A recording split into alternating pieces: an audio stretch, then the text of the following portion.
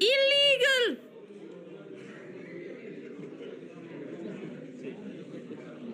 Anak 1Y Dioda happy.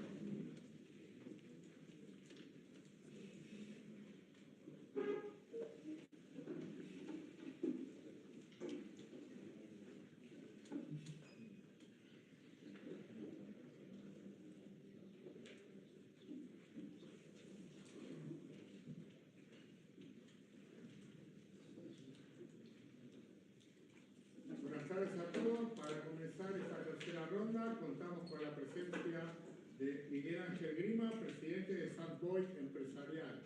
Good afternoon, everybody. For start the round, we have the honor to have here Miguel Ángel Grima, is president of Sandboy Cámara of Commerce. Por favor, Miguel Ángel.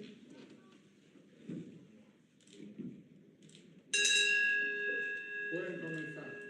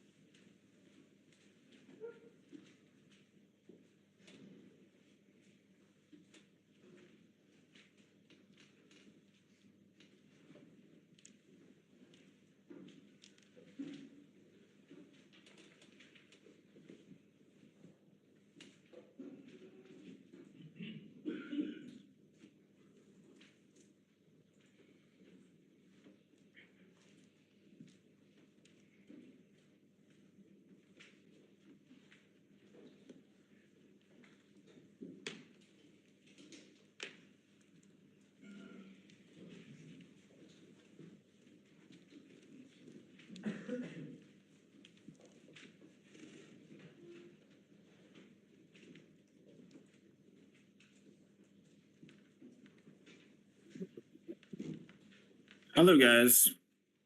Hope you can hear me. Good evening. Hope everyone didn't mute the stream. Right. Okay. So, what's going on here? We're playing against FM Leo Valle Luis. And yeah, I was a bit surprised this bishop d3 move because again, right, black can just play g6 as he did. And then what is your bishop really doing on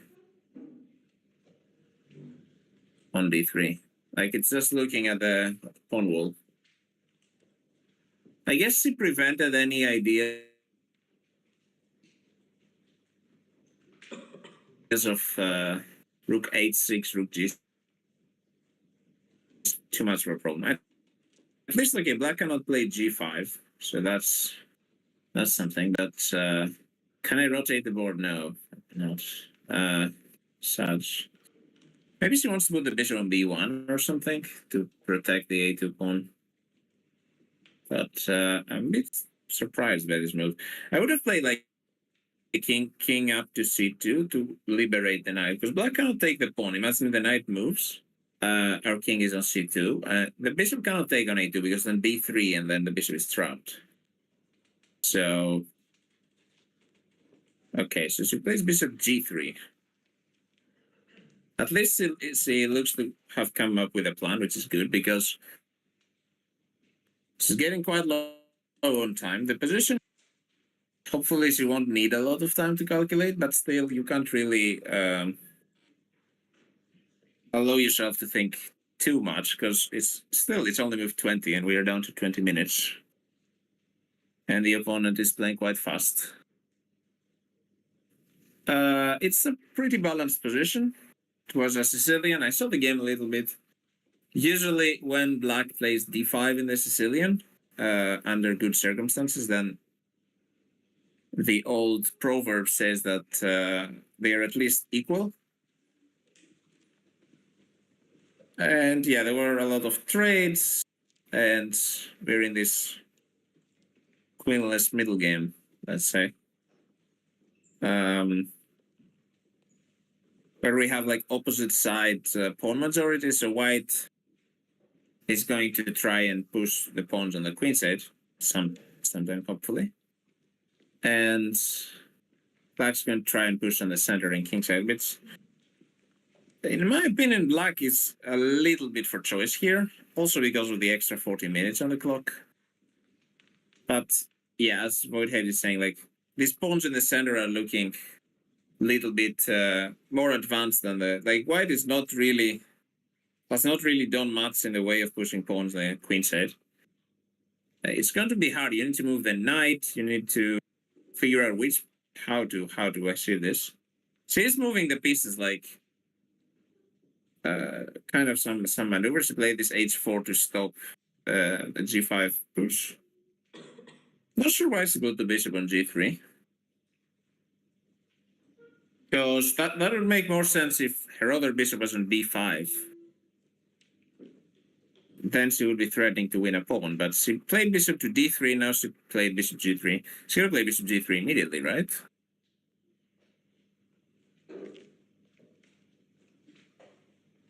Guess maybe she didn't want like f4. So that's why she played this bishop on the diagonal and then bishop g3. Yeah. Maybe. I don't know what she has in mind. I think black will play something like rook h to e8, developing the last piece. Since black played g6,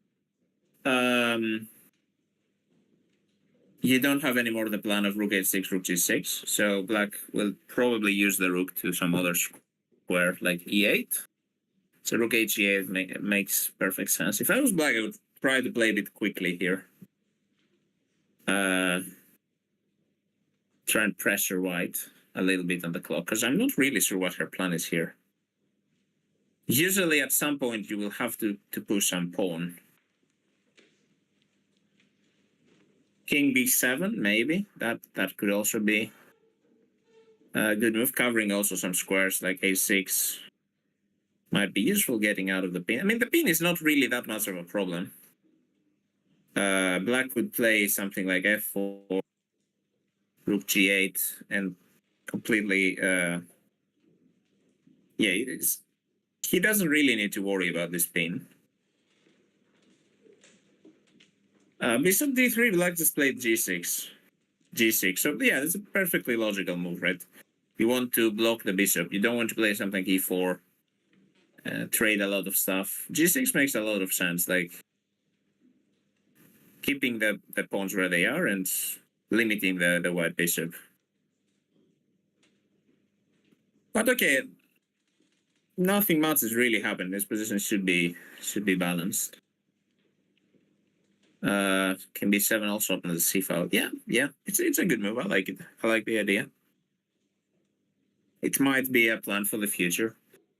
This position is very how to say, it's not concrete. You know, you can do many moves and they won't change the evaluation, which is why you have to come up with a plan. Here, to have a good plan is more important than to have a good plan is more important than, you know, finding the absolute best move that the engine will say. Like the engine probably here in this position will have like 4 or 5 moves that are equally good. It's a matter of, you know, thinking in terms of what do I want to do long term. And now Black has an easier task because Black will want in the future to play some kind of e4 here, right? To create a passed pawn. So moves like rook e8, king to b7 will prepare this, and at some point you will play some e4. Another plan that Black could have is to play g5, but maybe that's why Anna put the bishop on d3, so that this is a bit hard to achieve. But in general, Black wants to create some kind of passer. Now for White, it's a bit less clear how to continue here. Ideally, White would want to push on the queen side, but she has a lot of moves to go before that. Like she needs to move the knight out of the way. She needs to probably move the king out of the way. So something like b3, king b2, maybe rook c1, and then you can start thinking about playing c4, c5. So there is. It's easier to play for Black. Why not f4, bishop f2, and then g5? That could also be an idea, yeah. As I said, there's a lot of things you can do. You have to be careful. Is this g5? It might be a good idea, but the thing is that you have always to be careful with pawn moves. If you play f4, then it's going to be really hard for you to play e4 in the future. So this pawn on e5 is going to be a backwards pawn, and White could use the square on e4 for pieces. So White could play something like bishop e4 or knight d2 to e4 and make use of the e4 square if you play f4 as Black. I'm not saying f4 is a bad move, just that you have to consider the drawbacks. Exactly, as Playfuls is saying, like pawns can't move backwards. So every pawn move you play, it has to be you have to take into consideration what squares am I leaving behind. And especially as this knight d2, knight d4 is a valid idea for White there. King c2, a3, getting knight flexible. If he takes out with bishop, recover from f and g pawn are more safe. Wait, if he takes what? Do you mean taking the knight?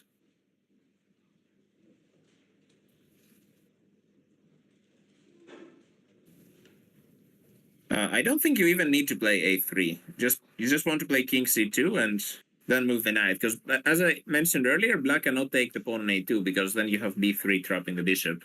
So that could be a future plan for Anna to play king c2, knight d2.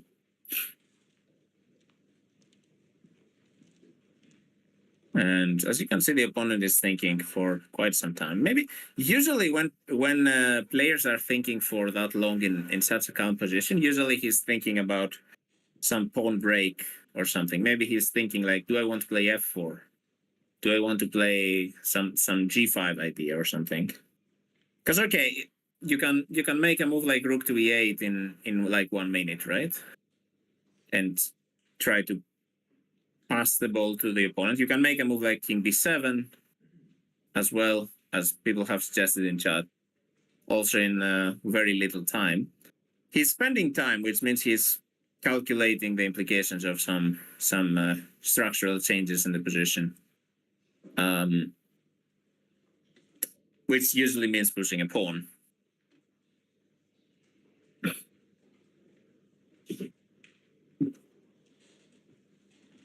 Let's see what he does.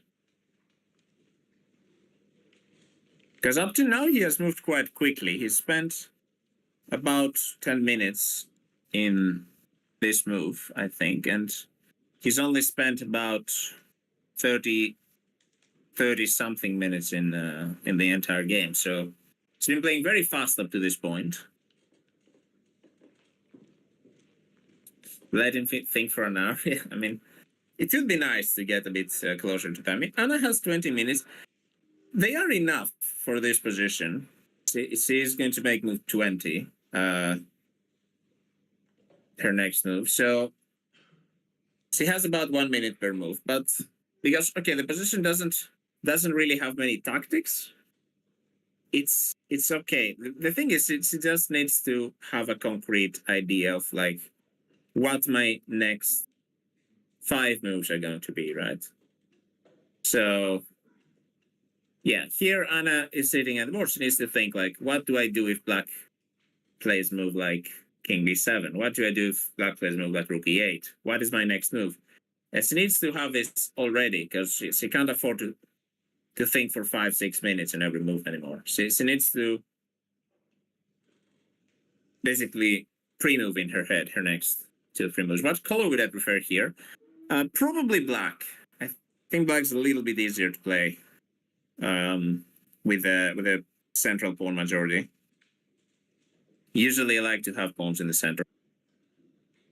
So probably black, but I don't think objectively it should be equal. Like both sides have equal chances. But I would take the extra 30 something minutes and just my approach here would be probably to try and play quick developing moves and let white hang himself, give him enough rope to hang himself, or herself in that case. Usually, I mean, I'm used to playing weaker players, so usually that works against them.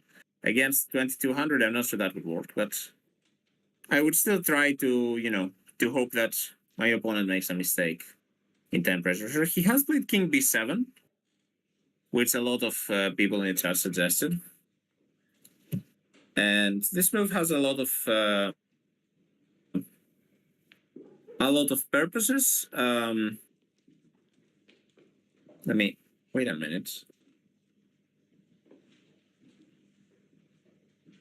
All right, we're on move 21. Yeah, I that was a mistake. Okay, so this move has a lot of purposes. Opening the c file for the black rook to come to c8 is one of them. Unpinning the king from the pin of the g3 bishop, and maybe covering the a6 square in case that also helps in case you want to play rook to c8 as well. So it's a good move. And now it's back to white, and I don't like that pose. That pose tells me I'm going to think for like 10 more minutes here, which is not what we want here. She needs to play a bit faster. Because right now, okay, she's good enough, but time trouble is looming. And Sicilian is a bit bouncing across says, I feel that white is kind of maximized, and now we have kind of just have to wait for black to try things. Not really. I mean, we still can maneuver our pieces, can still try to get this knight out of b3, which knight is looking pretty sad, to be fair. I would try still something like king to b1, some people said. Maybe that's, I don't know. We stood out a soundboard for time travels and needs to play a bit faster, and the other boys just say every match. Do I really say that every match? I haven't noticed. But yeah, this is a bit of a problem. Like, yeah, she needs to find a plan. She needs to find it quickly. I mean, okay, you play bishop g3, pinning the bishop. What is he unpinned? What is next? Anna's got to learn the delicate art of just improving her pieces. The position that's not always left out. So that's true, and that's why she's studying the course by Alexander Rachmanov on positional play, which is a really good course, and I think she's improving in that in that regard. Bishop c2.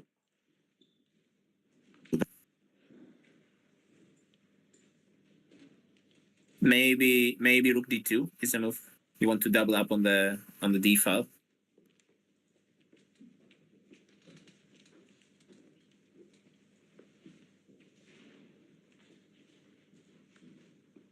Okay, she played the bishop back to b5.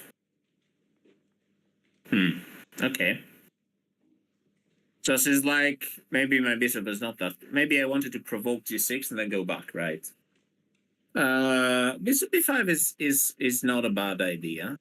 She's not repeating because black made a pawn move, so there is no repetition. So when she moved the bishop from b5 back to d3, black played g6. So if either side moves a pawn, there is no repetition. So now she's moving the bishop back to b5, putting some more pressure on the knight. She's threatening to win a pawn with bishop takes c6, bishop takes c6, bishop takes e5. And maybe the bishop was better on b5 indeed. And can black just play bishop? Can black just play a6? But then you take on c6.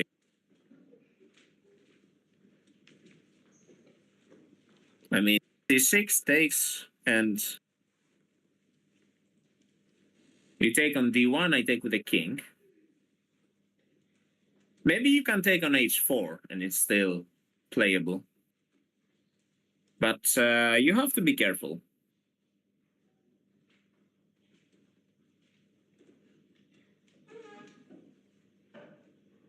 To be fair, I like the placement of the bishop on d5 better, because at least, you know, you're always threatening something. Like black cannot really, you know, he has to respond to the threat. Will he do that by playing like f4? Will he do that by just playing rook h8? I probably would play rook h8 here as black. I like to get all my pieces involved. He's maybe having other plans. Can black get away with e4? You could try e4 now that your king is off the diagonal. True. Yeah, maybe e4 is a good try. E4 I would probably want to take that pawn, I think.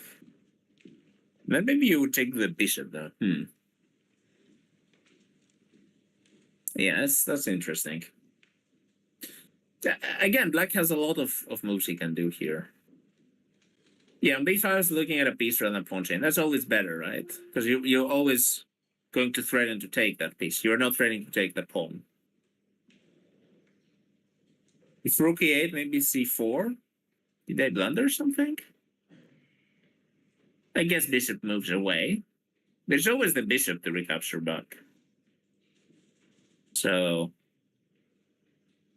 c4 could be a try. I'm not sure I'm a big fan of c4 because I like the pawn on c3 for the moment because it's restricting the knight.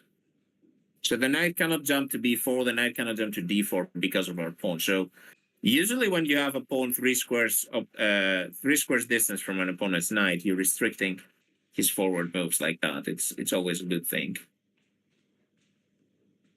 Also, yeah, with a bishop on b5, c4 probably it will be a bit awkward. Like imagine black plays bishop f7 and later he plays a6. Then you'd have to move off the protection of the pawn. So probably c4 is not so good, positionally speaking. e4 looks nice, says Voidhead. It does, yeah. It is black's plan. Ideally, though, you would probably want to after takes, to be able to take with a pawn.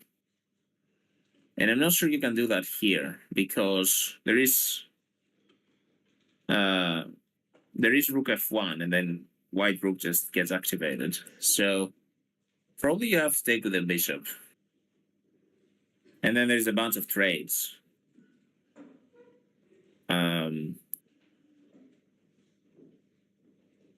It's possible double king. Then there's a bunch of trades, and black probably wants to play for a win here. I suppose black is 2300 almost with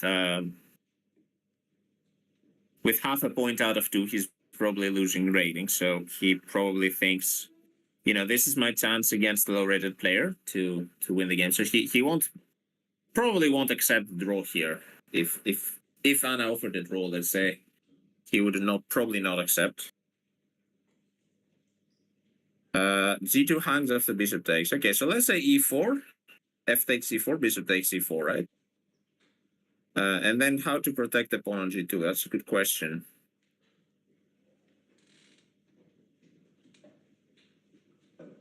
So my first thought was just bishop f1, to be fair. Because the bishop is not blocking anyone on f1. And yeah, then you can just trade a couple of rooks on the g file, then move your other bishop to f2, and then you can play g3. It looks very drawish after e4, I think. After e4 takes bishop f1, it looks very, very drawish because there's gonna be a bunch of trades down the d file, and white doesn't really have a structural problem here. He can always play bishop f2 and g3, and c will be fine because black basically failed to create a passer.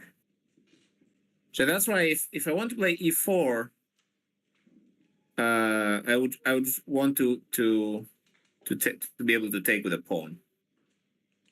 So he played rook h to e8, which prepares maybe e4 c4. Maybe that was also an idea. Yeah. c4, you move the bishop back, then I take, right? Then you have a6, and you might be winning that pawn on c4. Again, a lot of exchanges in this line as well. So he played rook h8, keeping the position, keeping the structure like intact. And he's keeping the idea of e4 in the air. And passing the ball to Anna again. Rook h8, you can try c4 to win e5, but eventually h4 will have. Okay, so let's see, c4. Let's say black will play bishop f7. And then we take on c6, king takes c6. Rook takes d8. Rook takes d8. Bishop takes e5. So there's a lot of trades. Rook e8, probably. And now you probably have to go like I don't like that endgame. I mean, I have the board right beside me. I'm not sure I like that endgame for white after c4. Again, c4 is a weakening move because that pawn will eventually hang. Like, if we're going to take the knight on c6 and then take the pawn on e5, no one is defending our pawn on c4 in the end. So our pawn on c4 is hanging, and our pawn on h4 is also hanging.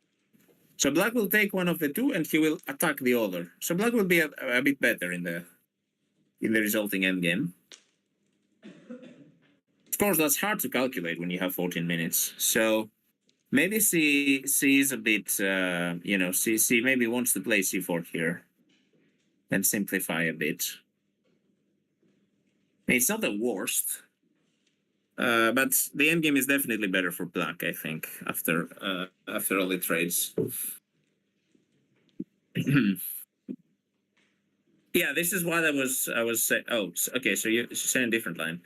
c4, bishop f7, rook d8, rook d8, bishop c6, king c6, bishop e4, but you just traded your bishop away. You probably mean bishop e5 in the end. Yeah, that would work, I guess. But even in that line, I mean, black's going to play rook back to e8. You're going to have to trade to a bishop endgame, and then black's going to take on c4. And black has the pair of bishops in an open position, and your h4 pawn is weak. And so is your g2 pawn after the bishop comes to f1 from c4. So exactly. So yeah, c4 probably will put us in an endgame where we have two pawns that are hanging, and don't really want that. Now, do we have a better idea though? That's the question. I was thinking maybe she can play the move knight d2 here, and try and go for a few, like, ideally maybe I want to play like bishop to c4 and challenge this bishop. I think if we want to start trading, we have to start with this strong bishop on d5, because that bishop is exerting pressure all over the board, right? It's threatening a2, it's threatening f3, g2. So here I would consider the move knight to d2 as white. Knight d2 and try and play bishop c4 to exchange light square bishops. It does look a bit dry and drawish, but I think that's the best we can hope here, maybe. At least it also frees up our queenside pawn for the future, so who knows, maybe in the future we can try and push b4 or something. So knight d2 I would definitely consider. Also covering the e4 square with one more piece is not so bad. So I like this move, knight d2. Hope she plays it. It's down to about 11 minutes, right? As I see. And the opponent is about 50 minutes. So she's been playing a bit too slow, I think, for the position. Hopefully she picks it up and she goes for knight d2. Okay, so I guess she was waiting for me to say the move, right? And then played it. So yeah, knight d2 is a perfectly logical move, I think. Because as I said earlier, black cannot take on a2, because then b3, followed by king b2, and the bishop is trapped. So knight d2 makes a lot of sense. And now the good thing is, black can't really prevent bishop c4, I think, if that is our idea. I really like the idea of getting rid of this piece on d5, because it's very annoying.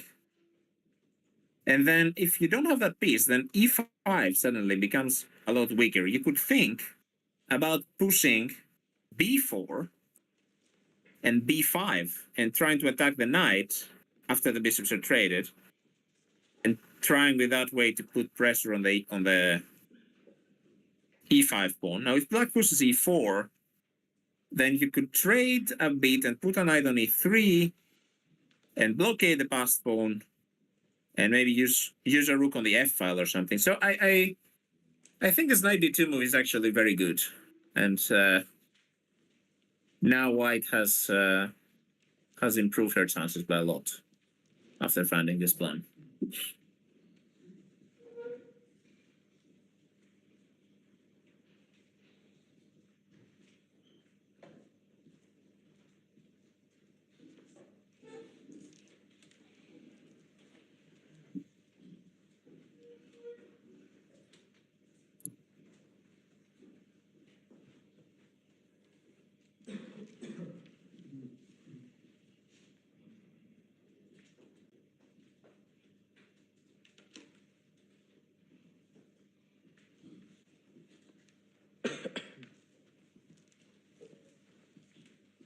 So let's see what's my elo. Well, my FIDE is around 2,000 something.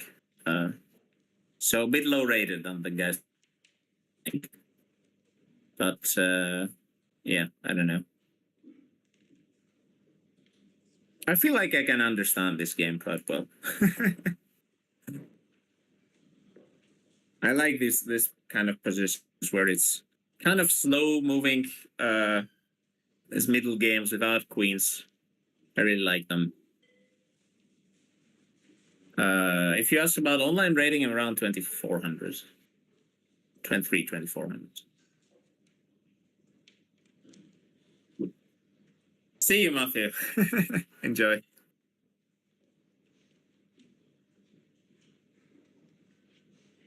Let's see. Let's see. This is. I really like Anna's plan here.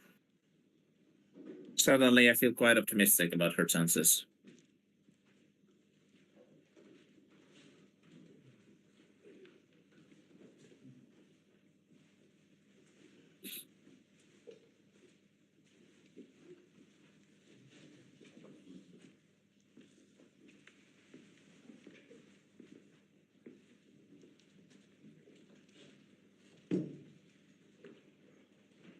Anything under 2,800 is.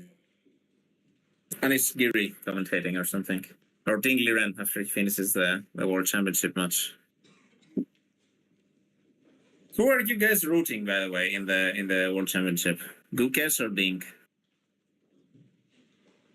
I'm undecided still. Like I'm not sure. I'm not really a big fan of either of those, but I like them both. So doesn't really. I don't really care who wins. I just root for good games, basically. I think the range is 2,700. Yeah, I used to look at the ratings more close, the ratings of the top players. Gukes is above 2,800, right? So yeah, he's not a noob by Voidhead's specification. So let's see how this 2,200 noobs are handling this position. Did I enjoy the London? I'm not really, don't really look too much in the World Championship games. I did see there was a London. I actually played this line as black against it, so it was fun to see a line that I would play up until move 7 or something appear in a World Championship game. Yeah, it's a nice anti-London setup. Oh, Gukes is not 2,800. Yeah, you see I'm a noob at this. Magnus, Hikaru, Erigaisi, and Caruana. Okay. Yeah, I saw that Caruana lost to a Greek guy, top Greek player, Nicolas Theodorou, yesterday. But he didn't drop below 2,800, so he had gained enough in the previous games to keep it above 2,800. Arjun is 2,800, yeah. Yeah, Arjun is a really good player. I hope we see him in a World Championship match soon, because I think out of the younger generation is the most promising one that I could imagine being a world champion.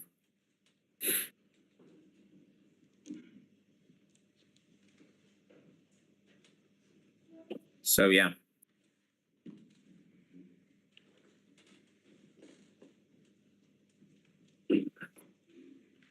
And yeah, Gukes is also, yeah. I'm not a Gukes hater, I think. I just like Arjun's style more, let's say. Yeah, and Gukes winning the. Imagine if we had like a Gukes against Arjun World Championship. Would be nice, right? You'd see the Indians, because the Indians they're like all diplomatic, you know. They're like, oh yeah, I root for the Indian guy, yeah. But what if two Indians are playing against each other? Then you know you have to show your true allegiance. half of the top 100 will be Indian. Yeah, maybe. Lots of talents from India. I mean, to be fair, half of the world's population will be Indian. So it makes sense, right?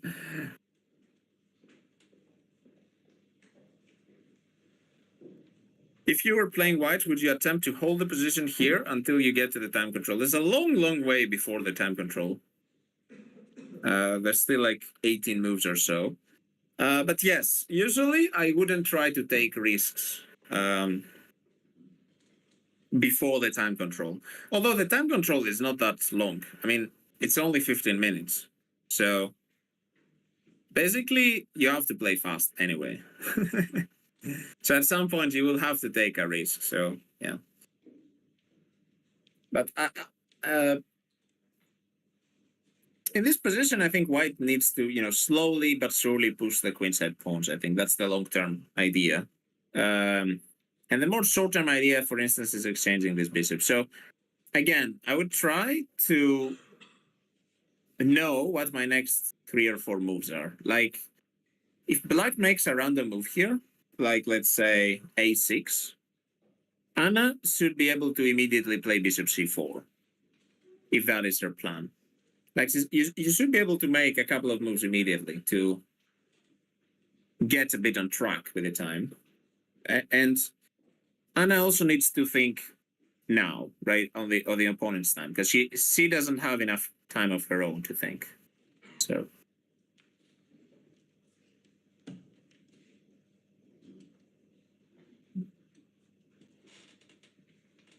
yeah, exactly. 15 minutes is like 1 or 2 moves maybe.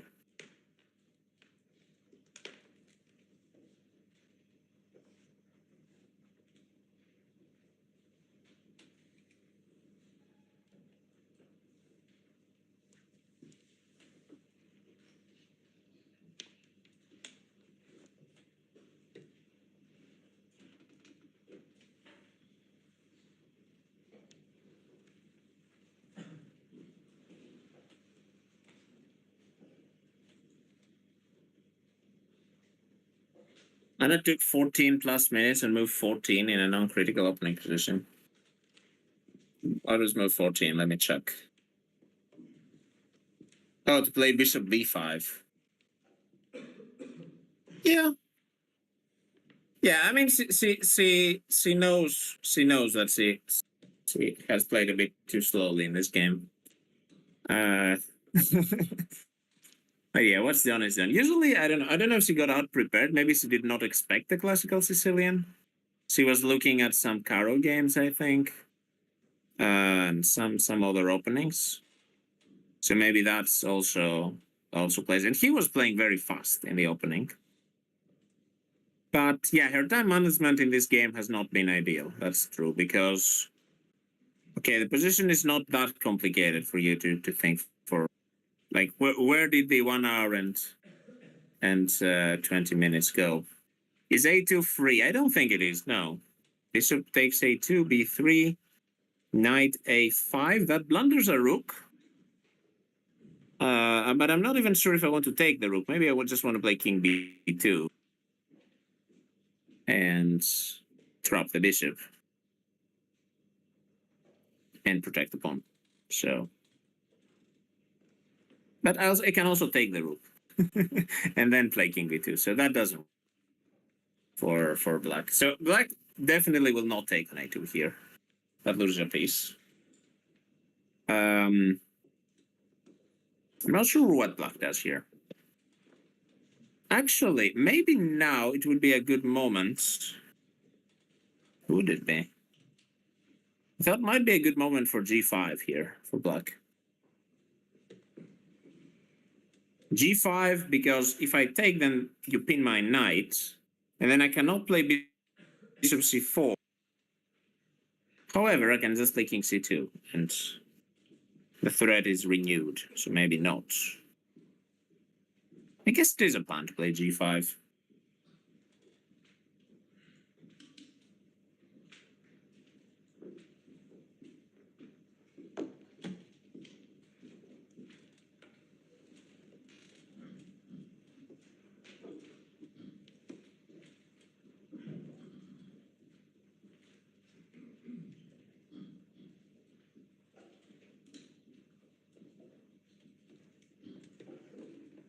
Let's see.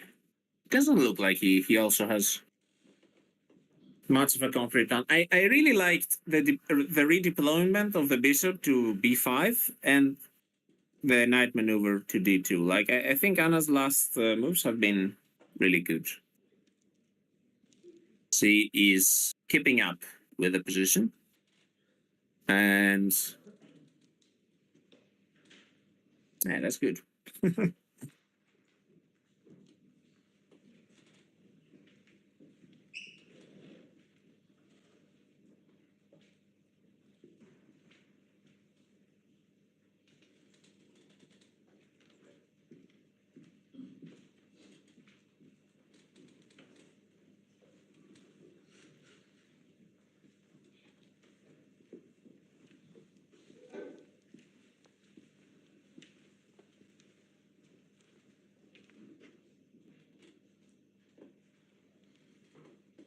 What's his timer at? 36 minutes. And Anna is at 12 minutes. So time difference has been decreasing. It was like 40 minutes earlier. And Anna should not get distracted by random things happening. I don't know what's going on in the corridor, but it does look like, see, there was someone passing by or something. Shouldn't he play a6? But a6 bishop c4. So that only helps Anna, right? I really like a6 bishop c4. We are more than fine there, and then we can put the knight on c4 and have a perfectly good position. I wouldn't say white is better, but she's definitely taken some pressure off. I think he needs to find some move that will put more pressure on her.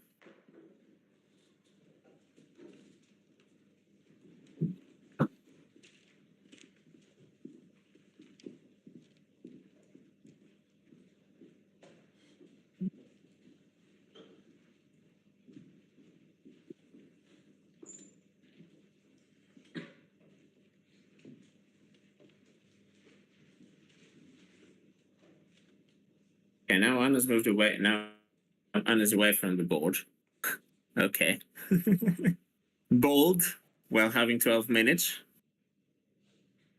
It looks like the opponent's being a good sport. Okay, maybe not. He's trying to move. Let's see. What will he do?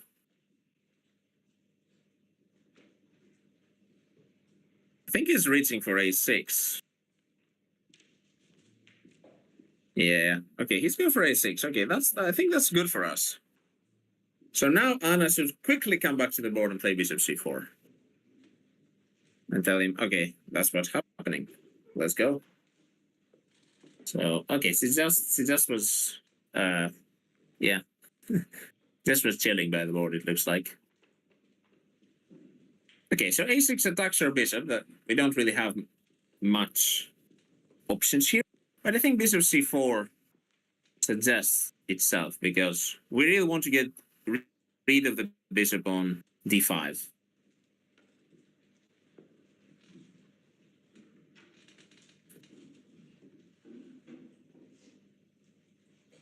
I'm not sure if I don't think black will take. Even then, I think we should just take and try and play like knight c4 after, put the knight where in the square that bishop vacated. So yeah, this a6 move doesn't really look that challenging because it kind of helps us do what we want to do. Now, I'm not sure. Well, I'm not sure why she's not playing that instantly. Maybe she has like second thoughts. Maybe I should take on c6 or something. I don't know. But bishop c4 looks like the move you want to make here.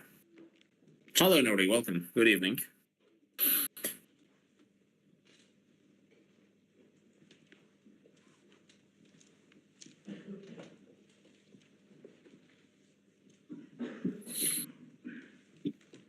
Let's go. Let's go. Come on.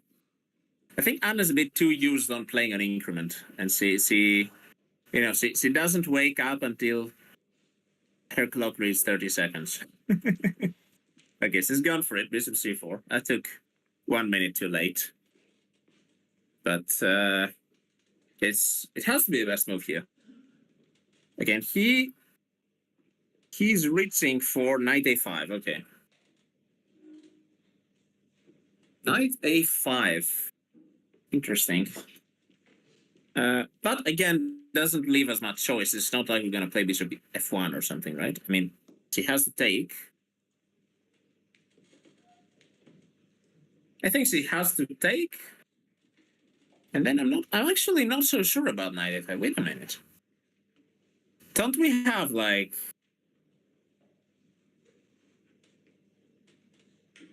bishop d5, rook d5, b4, knight moves knight c4? Am I missing something? That looks like completely equalizes the position, and even white maybe is pushing a little bit. I think the opponents maybe he's just decided, you know what, this is gonna be a draw or something. I don't know. This knight a5 doesn't really inspire that much confidence in me. I think we can just take and play b4, because the knight on d2 is controlling the squares that the knight can go forward. So takes b4, knight c6, you have to go back. And then you can bring the knight forward to c4. Or you can play like king c2 or something. So position is starting to look better, I would say. Of course, Anna is in 9 minutes. I think she's reaching, yeah, she's taking the bishop. Good.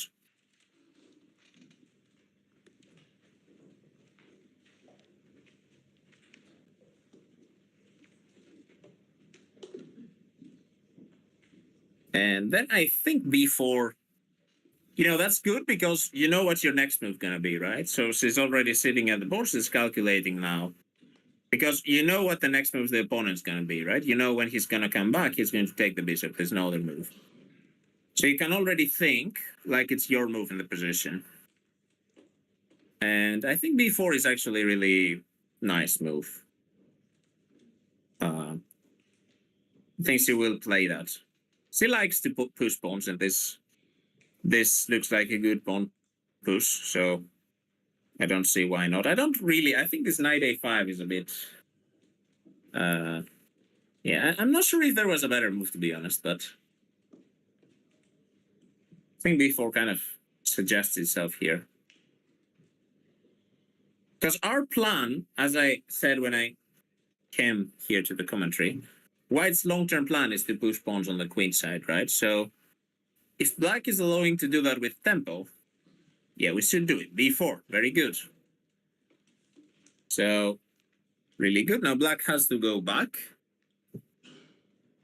Again, black's move is forced, so we can already think about our next move. And probably, I imagine, she wants to liberate that knight. Probably put it on c4, I suppose. If Blue Boy was here, he might think that we played g5. And he'd be excited, but he's not, apparently. And it's b4, not g5. Too bad.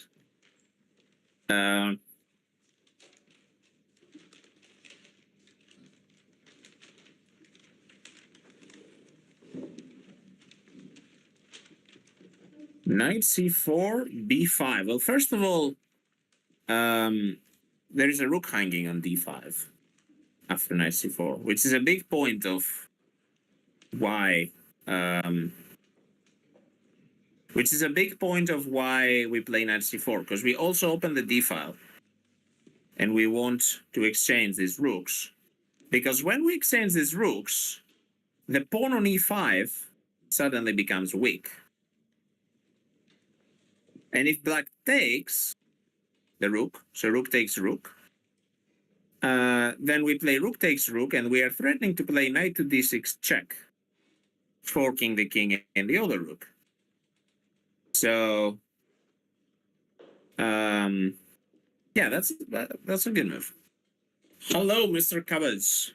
Good morning. Good morning. Before putting more pawns on the same color square as the bishop. But those are not fixed pawns, right? I mean, I'm sure that Anna wants to push eventually some c4, and they aren't really fixed on that square. I don't think that would be that much of a concern. So knight c6 is forced. Surprised he took that long to play that. I'm always surprised when... I've noticed something when commentating games. People take way too long for forced moves. Like, usually I play forced moves very quickly. But there are people who can take up to 10 minutes for a completely forced move. Okay, she's picked up the pace. That's really good. Knight c4. So that is the move we all suggested, and he goes for rook e to d8. So doubling the rooks. I think we should trade all the rooks down the d file, go for this minor piece endgame, which seems quite promising, because suddenly our pawns on the queen side are pushing. So rook takes d5 and rook d1. Also very forcing play. We are getting closer to move 40. Our king is in the center if black takes. This endgame should be objectively equal. But either side could push. I really like how this position developed, because it seems that Anna was a bit in trouble after the opening. Not really. She was not like lost or worse. Even position was still equal. But black seemed to have some initiative. And black seemed to have some initiative and was looking to put a bit of pressure. There was also the time situation. She was down like by 40 minutes or more. But I think now it's going to be clarified. I don't really see why we should play something other than trading here. I mean, it's also forced, which makes it even more enticing, right? Because black has no way to opt out of the rook trade. And you want to trade rooks in this position because that makes the e5 pawn weaker. Also opens up the d6 square for your knight. Opens up possibilities for your king to be deployed more centrally. There is e4 for black. Okay, so let's say rook takes d5, rook takes d5, rook d1. Takes, e4, right? That's what you want to play. So in that case, I think that loses a pawn, because I'm going to take on e4. You're going to take back and knight d6 check, and then I take on e4 with a knight, and then I'm up a pawn. You could take on c3, maybe.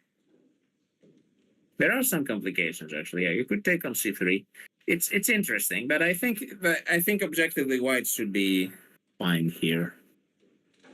There is also this check on d6. So the move that black made earlier, this king to b7, actually puts the king further away for a potential endgame, which is good for us again, because our king's going to be on d1 after all the rooks get traded.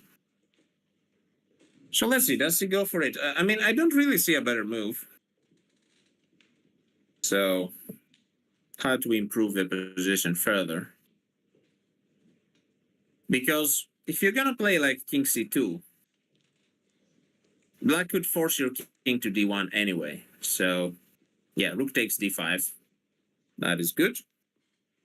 And I imagine that after black rook takes is going to quickly play rook d1. So all the rooks are getting off the board. That's good, you know.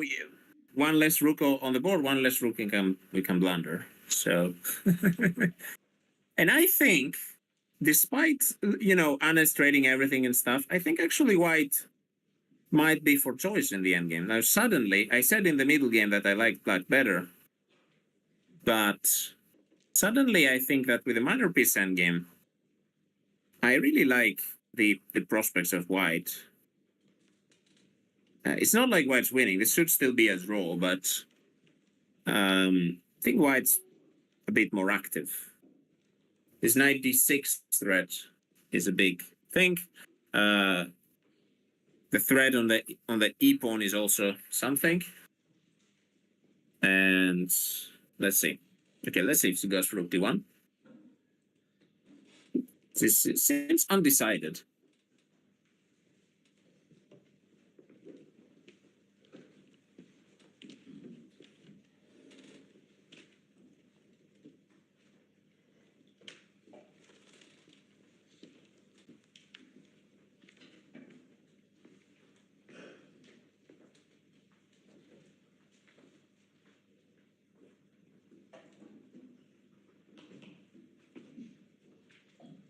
I guess the line that's bothering her is maybe rook d1 takes b5, but then knight d6 and the king cannot touch the knight because it's 98, right? So yeah, rook d1 played. Okay, good. She's on 5 minutes now. But this is move 28, so not too many moves to go.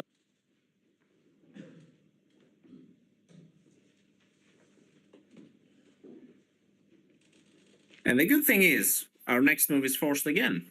Would you believe it? Because black's gonna take. I don't see a better move. Black could play something like knight e7, but that loses a pawn.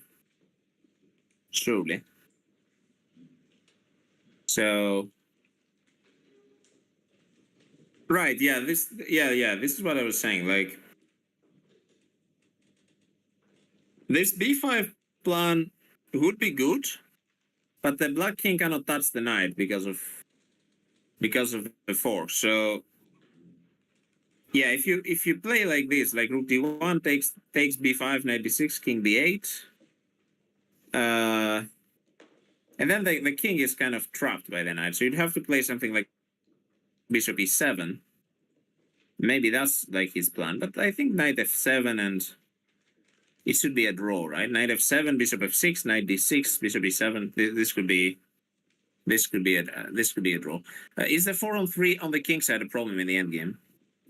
It is as much of a problem as is our 3-and-2 on the queen side. So, yeah.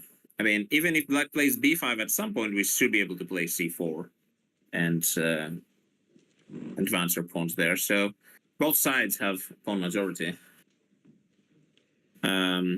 It's not like we're down a pawn. If there was no c pawn, that might have been a problem. But we will be able to push pawns as well. It does look like the game is going to be heading towards the right. I think there's a forced draw, right? Takes, b5, knight check, king b8, bishop e7. The knight can't move anywhere else but f7. Then you go bishop f6. And then I don't believe white has anything better than knight back, because king c2, you play king c7, and suddenly the knight might get in trouble. You could try to hop onto g5, but that looks murky. So probably a draw, I would say, from this position, if both players play best moves.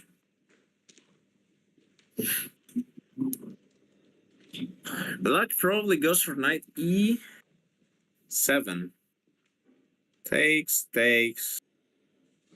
Bishop e5, bishop h4.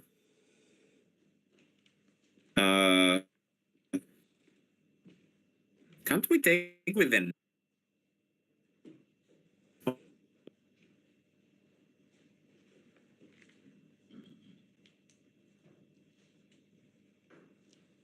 Maybe wait, there's f4, right? Your knight is on d5. Yeah, so that blunders a piece. Okay. Yeah, I guess bishop takes and bishop takes h4. Yeah, but this should be still equal. Taking the e pawn is important here. Yeah, it might be a bit trickier, I guess, for white. But also that you didn't play b5, so now I have time to push the queen's head maybe, like king c2 and try and advance there.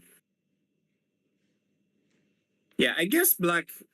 I trust Cabbage here and say that black, if he wants to play for a win, he probably has to play knight e7 because rook takes d1 looks like it helps white, right? It helps us do what we wanted to do anyway. So knight e7, do we have to take?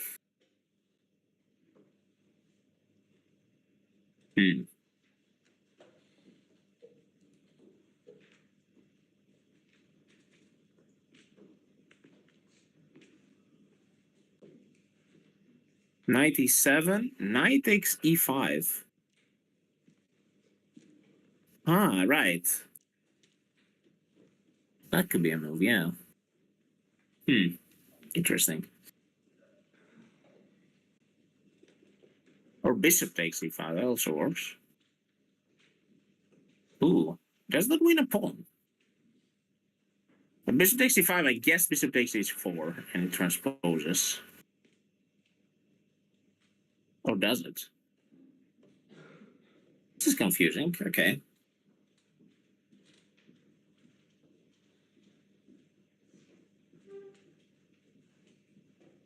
You could try and keep the rooks, right? You could try and do something like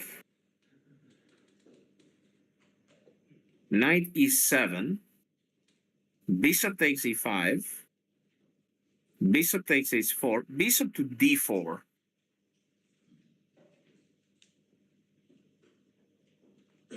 And try to argue that my bishop is very well placed on d4, and then I'm attacking your b6 pawn. And that looks good for white.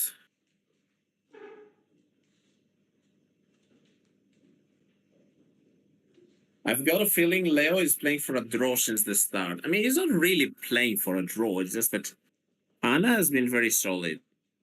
And yeah, I mean, black equalized since he played d5. Especially in this classical Sicilians, usually when black plays d5, it's going to be an equal position. Black was slightly present, but Anna played very solid moves. I really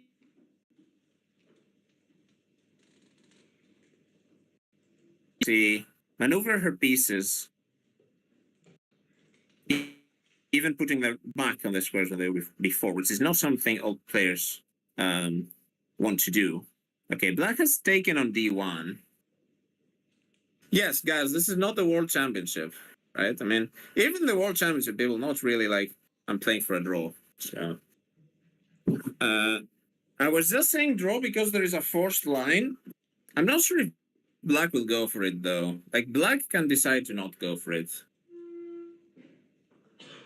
But I think if black plays d5 here, then black can force a draw, I think.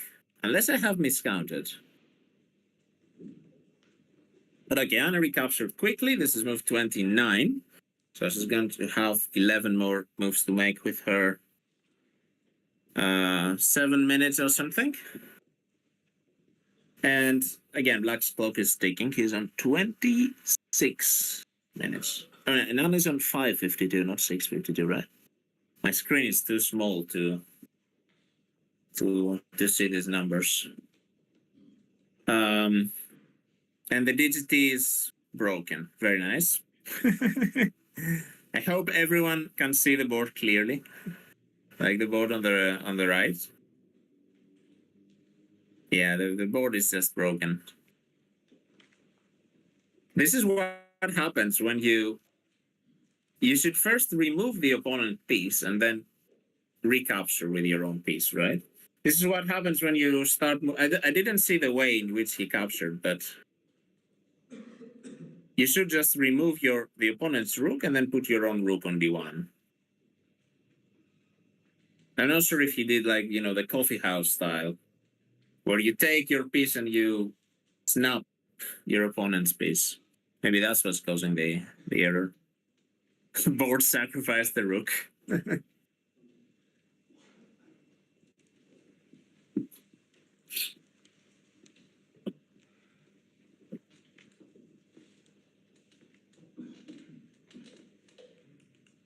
Thought that was the rule.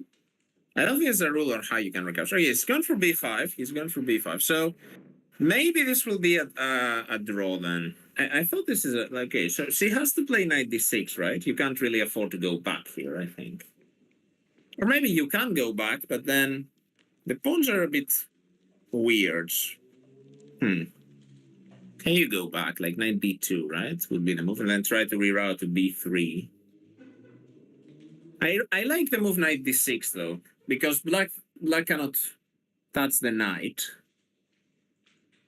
So king b8 would be forced. And then we can try and play king c2 and say, if black wants to play on and allow our king to move forward and play c4, then it's on him, Or a4 maybe. Yeah. I mean, white has a free move after king b8, right?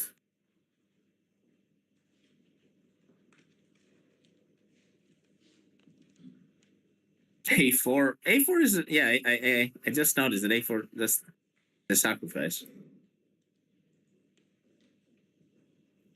Looks a bit reckless, to be fair, because you are not really pushing c4.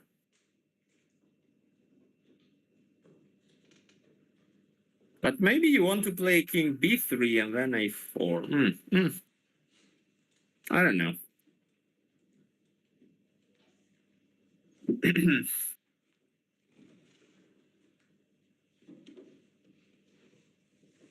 I think we shouldn't really overcomplicate it here. And the thing is that because Anna has 5 minutes, the opponent might decide to overpush this position. I think that's good for us. Like if white doesn't go for the repetition, if black doesn't go for the repetition, then the 2D board is correct. Yeah, it was wrong earlier.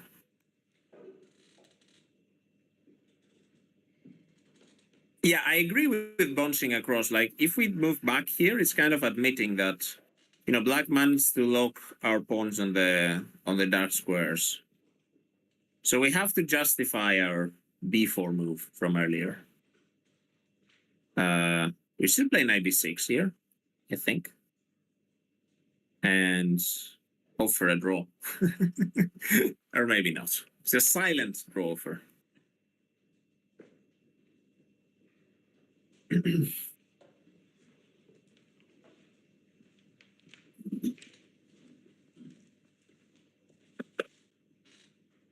It's gonna be move 30. And Anna is down to 4 minutes. So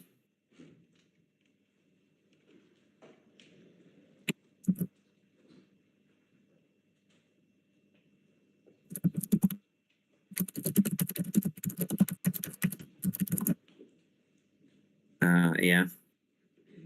Knight d6, king b6. Oh, that's mate. Is it? No, wait, is it? Oh, you have to play king c7, then you lose a piece. That's indeed funny. Okay, let's see, 3 minutes. I'm sure she will play it. She likes to go forward with the pieces. Copy him. Okay, she goes for it. Nice. Great. She's played very well, at least from the time I've been here. She's played very good moves. King b8 immediately played. So as we said earlier, black cannot play king c7 because of the fork on e8.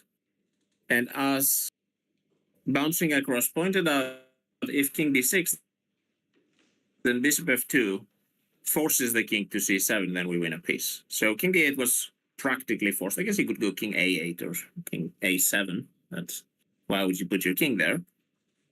So knight d6, king d8. And now we just need to improve the position, like king c2. She's reaching for the king. I've called out all of her moves, by the way. That's very strange. Usually that doesn't happen. Usually she just pushes random pawns, and I'm like, what? What is this? But okay, king c2. Now black can force a draw with bishop e7. Knight f7, bishop f6, knight d6, and so on and so forth. If that doesn't happen, if he wants to play for a win, then white can improve the position slowly. Like, let's say white plays. To be fair, I don't really know what else black could play.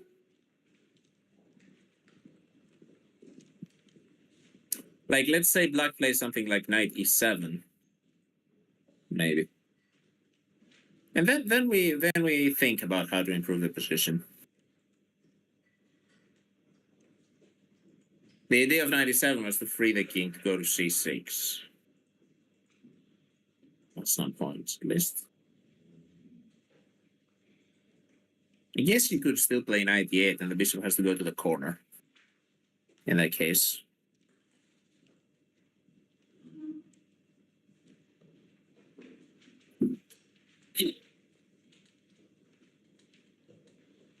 Let's see. This is actually an interesting moment in the game, because it's interesting to see if black wants to force a draw immediately or try to play on a little bit more. Here, if I was with the black pieces against a slightly low-rated opponent, I might actually take the draw. Because hopefully he goes for the strong e4 pawn break. Yeah, I might actually take the draw because it kind of looks scary, right? The king is more active. My king is a bit stuck. There is an invisible net around the black king. Because you can't go to c8, you can't go to b7, you can't go to c7. So our king is stuck. White's king is moving up the board. Do I want to try and do something reckless like f4? It looks a bit funky after f4, like giving the e4 square to the knight. I am giving the e4 square to the king, more importantly, actually. And then the king starts dancing on the light squares where my king is stuck on b8. It's very tricky. Very tricky. You guys can't put time on the screen. Unfortunately not. But you can see the time. Anna White has 3 minutes, and black has 23 minutes, and he is moving the bishop to d8. Okay, so note bishop e7, bishop d8. Interesting. Now my question is, can we still go knight f7 and offer a draw? Knight f7. If bishop c7, then knight h8 wins a pawn, right? So knight f7, bishop f6, knight d6. It's the same draw as before. I think she will go for it. Yes, okay, knight f7. And now, let's see if he goes bishop c7 or maybe knight h8, knight e7, and black plays on. So maybe we don't want to play knight h8.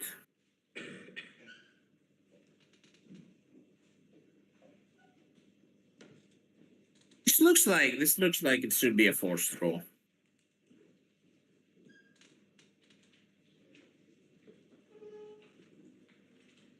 He's going for bishop c7.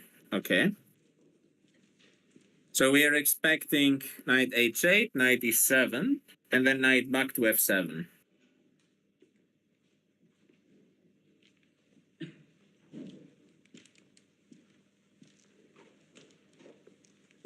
This is move 32.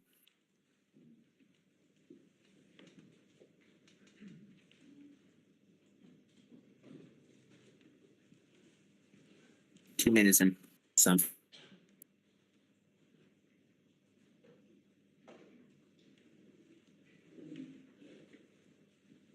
She's staring at him. The thing is, the knight can't really be kicked away from there easily, so we might try some quick pawn pushes, maybe like king d3. I'm thinking could be a move. If Anna wants to play on a little bit, she could play like king up. She should be careful not to play king d3 because I'll lose a piece to e4 check. So if we want to advance the king, we should go to b3. That prepares some kind of c4, a4. If we get knight g6, I have some fear we can still get trapped. Where you can't really get trapped without the king. Black would have to bring the king. And by that time, we have more than enough time. I mean, if things get too dicey, we can even play f4 and try to sever knight from e5 if we have won the pawn. So trapped knight is not a fear for now. What is a bit of a fear is the 1 minute on the clock. So yeah, especially if we take g6, we are definitely more than fine. Because as I said, you know, at the last moment you can play f4 and it would still be good. 1 minute left. Come on, Miss Streamer, let's move. Move number 32. 32. Okay, so she clearly is aware that she has 1 minute. So let's see. She has been in this situation countless times before. Looks like she's reaching for the bishop. Bishop f2?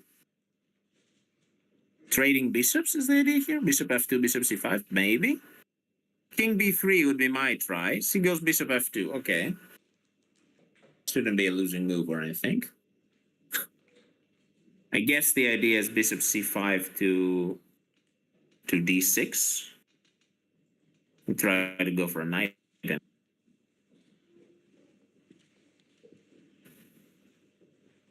Or maybe the idea is king d3 as well, because now there is no e4 check. So bishop f2.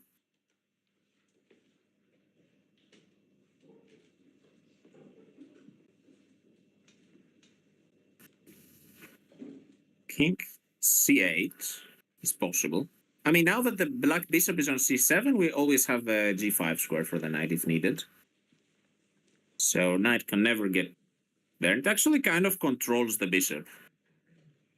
So black bishop cannot move to d8. Right, she's also, yeah, exactly, yes. She's also, this bishop on c5 creates a lot of tactical threats as well. So knight h8 is now a big threat. So if king c8, then you have like knight e7, bishop c5. Maybe the knight gets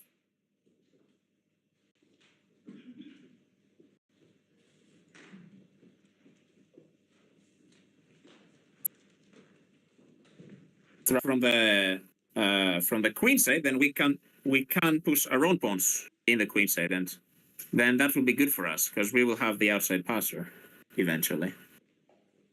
So this should still be fine. I'm a bit worried about having 1 minute and having to respond to some tactics potentially, especially some like trapped knight ideas.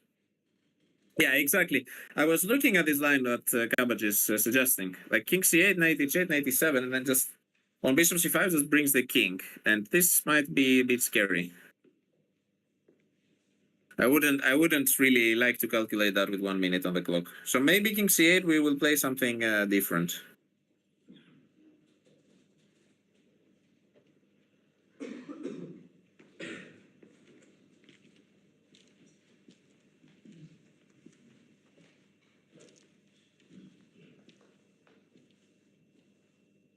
I mean, knight h8, to be fair, looks a bit artificial.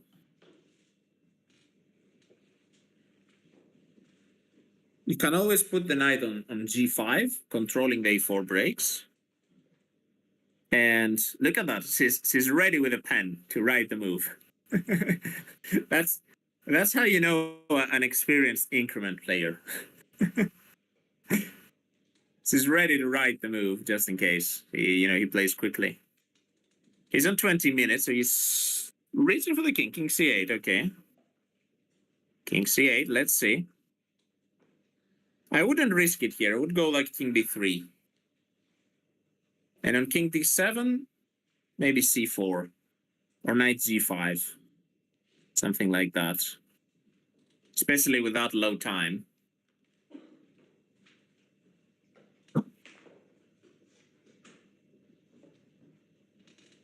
Let's see. 30 seconds. We're about to make move number 34. So 7 more moves need to be made.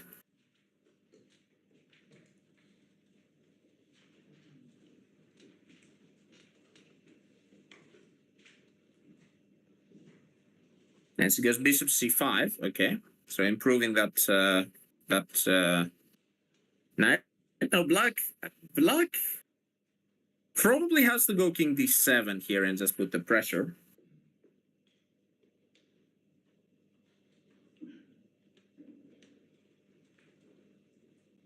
King d7, what is our plan?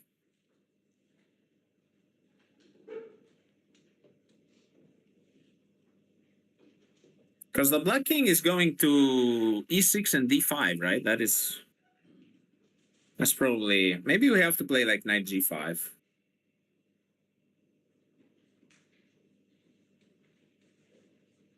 She needs to think her next move here.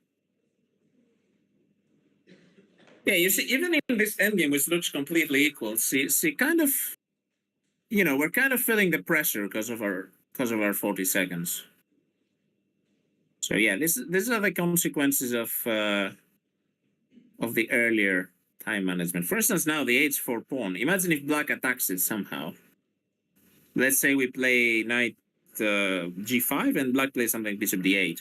You don't have enough time to calculate what happens if he takes on g5. Unless you're a bullet calculating machine like Cabbage or something. King d7.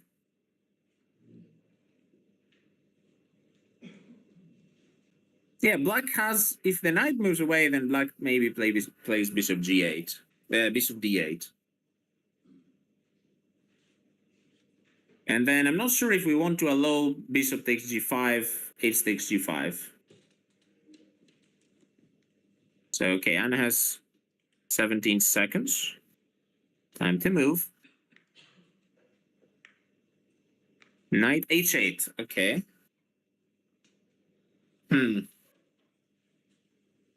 Now this is going to be a bit of a problem, though, because knight e7, this transposes to the earlier line. If black plays knight e7... Now, Anna, if she takes, I think this is losing. Because her knight gets trapped, so she has to go back. Has to go back with the knight. I think, to f7.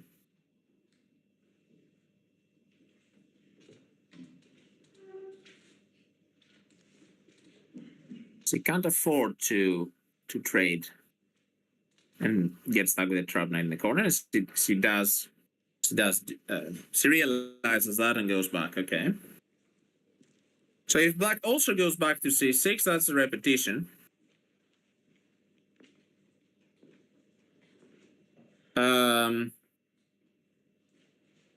I think black will try to do something else since white is so low on time.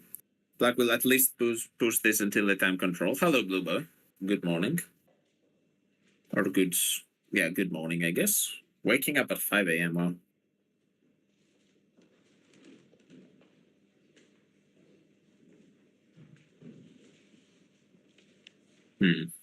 Interesting. Black might try.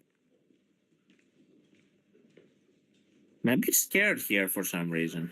Like knight d5, maybe? And the knight goes to f4, and it's a bit unpleasant.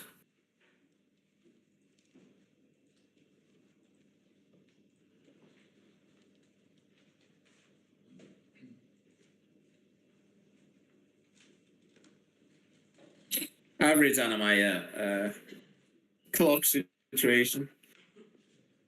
Yeah, I mean, if we had like 10 minutes here, that would be.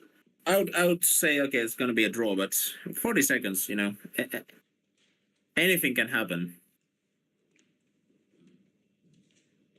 She almost trapped her knight in the corner. That's not quite. Exactly. Yes. Yes. With bishop e7, king takes e7, knight g6, king f7. The knight has nowhere to go because e5 is protected. So you have to go back to the corner, and then king g7 traps the knight.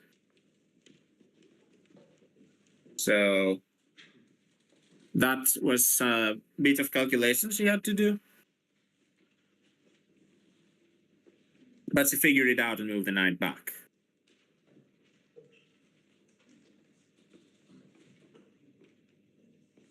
And now she needs to think what other move can black do, because black's not going to repeat moves here.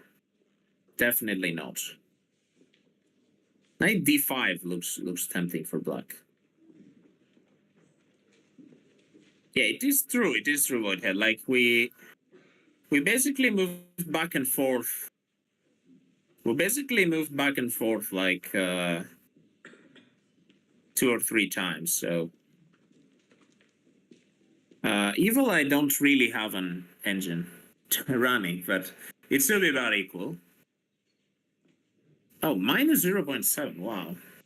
So black is actually better. Interesting. Okay, but I guess it's holdable in this endgame. You see, I'm trying to do like my nice and simple commentary here, and the ends in Andes are ruining the vibe. Bad modes. Yeah, I blame Blue for this. He was the only guy to ask for the evil in chat. All these 2 hours I've been here. Let's type blame BB in the chat.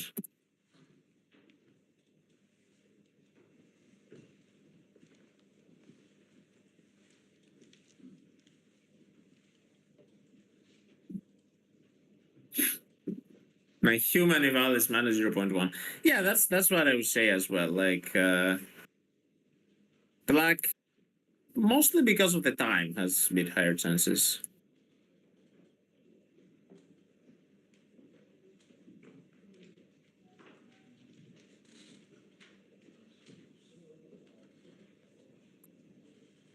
Yes, that makes me think that my call is not working or something.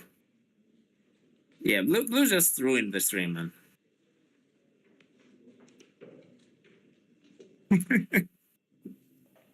Okay, let's see.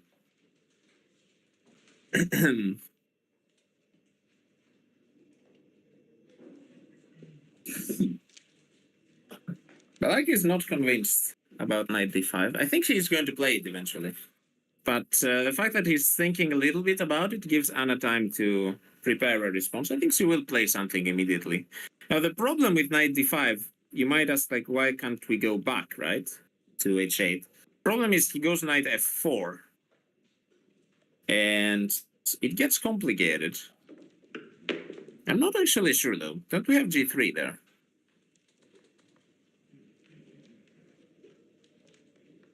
g3... knight g2, knight x g6, knight e1 check, king d1, knight x f3.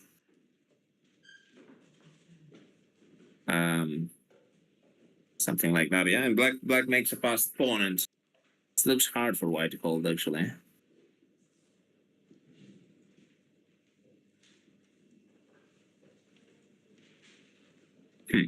Okay.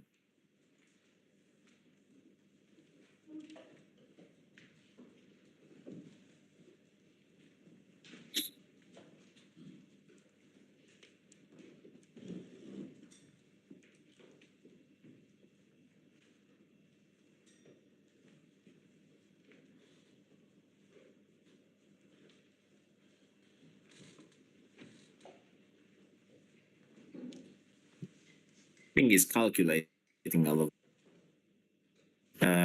Like knight d5.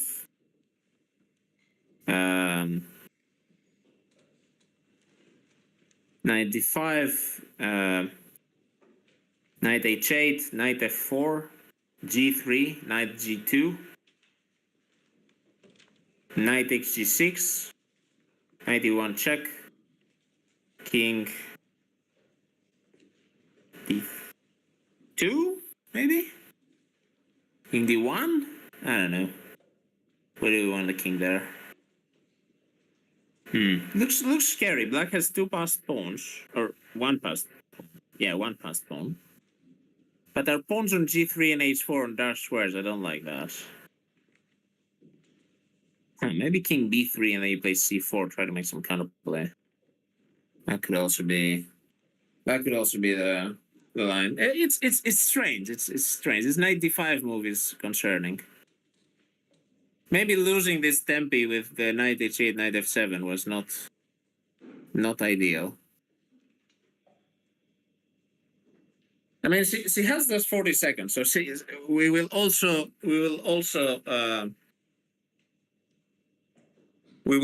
check the eval after move 41.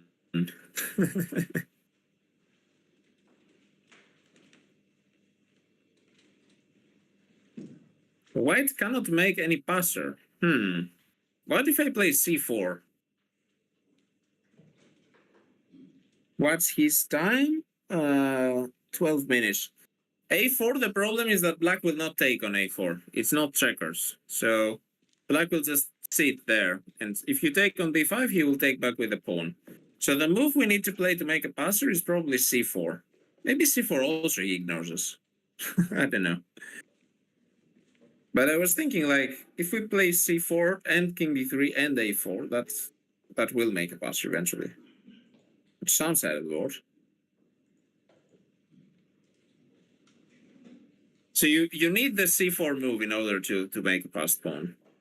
You could play a4, then trade, and then play c4. That's also a way to do it.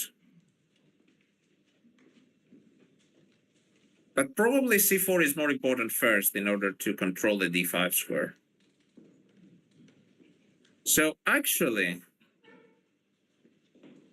wait a minute.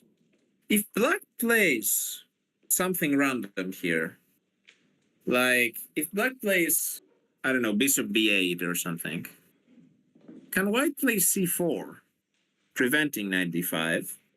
And next move we play king b3, and then next move we play a4. And then white is pushing on the queen side.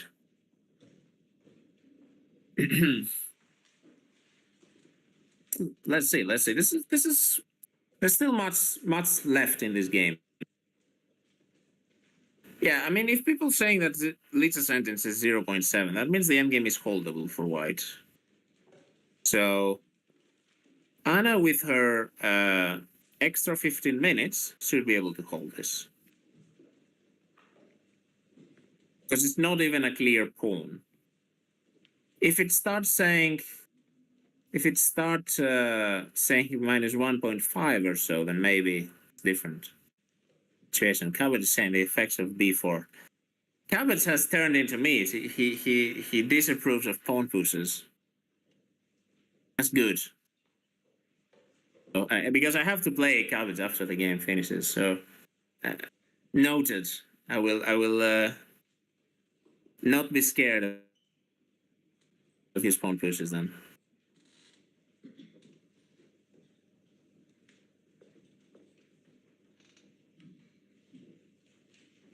No. It looked, because I thought that white can play c4 quite soon, but maybe not. That's why I was calculating c4 at this moment. And meanwhile, our opponent has gone below 10 minutes. So he's actually taking quite a while for his 36th move. I think he's calculating this line with knight d5, but intuitively this should be good for black, right? Because you are eliminating the pawn on f3, which makes you have a passed pawn. So this has to be good theoretically, even if you can't calculate the line concretely. If I was sure that I would reach that point and take the pawn on f3, I would play it.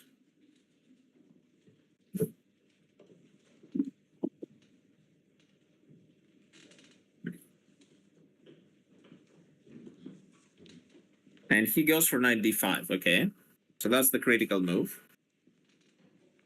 Now, what does Anna do in her 30 seconds? Let's see. I'm not gonna make any comments on what her best moves are because they don't mean much when she has that little time. But knight h8 is the forced line. In fact, though, we have played knight to f7 to h8 to f7 and now back to h8. So our knight is dancing funnily around the corner of the board and trying to tease black and to be like, you know what, I move my knight like this and you still cannot win, ha ha ha. Thank you for following Norbert out to Sotoro 1. Okay, is that the real Norbert? Copium. I'm not sure, he might be. Maybe Norbert is interested in some Anna-Maja content. If black wants to gain some extra time, he can play knight e7 for repetition, but that probably not happening. He's probably going knight f4 because that was his calculation, I suppose. He definitely didn't think 10 minutes to repeat moves. Yeah, that also might be something. Let's see. I like Anna's prepared with a pen. She's like, you know, whatever you move, I'm going to write it. Okay, there's 3 more moves to the time control. After our knight h8, and he's going knight f4. Okay, so obviously he wants Anna to he wants her to make the decisions on low time. So it makes sense that he didn't repeat. Knight f4, g3. And now the critical move, I think, is knight to g2. He could also play knight to e2. But yeah, knight to g2 makes more sense. Because that way we're eliminating the f3 pawn. So now we have an easy move to make. We have to take on g6, right? Could also try king d2 here. But that feels like some trouble with the knight creeping up. Maybe black has some and try to attack our g3 pawn. So with low time, you should take on g6 here. And believe in the position. Believe that it's not losing. Let's see, knight f4, g3, knight g2, also on the DGT board. 20 seconds. 2 moves to make. He goes king d2. Okay. I'm not so sure about this move, because now f4. And do we have time? Might this be a 40th move blunder? f4? Do we take? Then our pawn structure looks a bit wretched.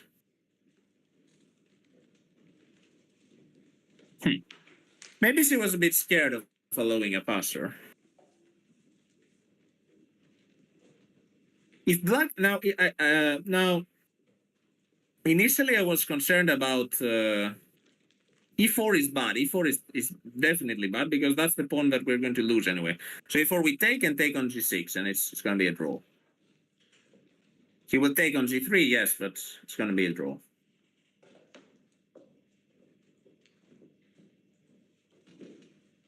But f4 is interesting for black.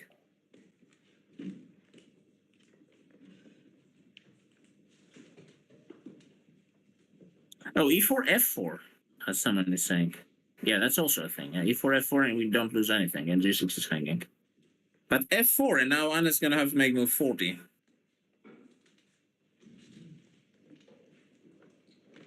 Do we take? But if we take, what has to take with the knight? Black has to take the knight. Then our king gets some squares, maybe. But the h4 pawn is very weak. It does take. Okay, so good news is we made the time control. Black can also take on h4 here, by the way.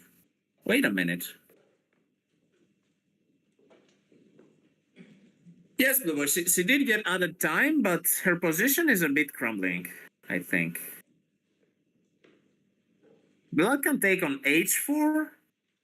Black can take on f4. Black can take with the pawn. No, taking the pawn makes no sense.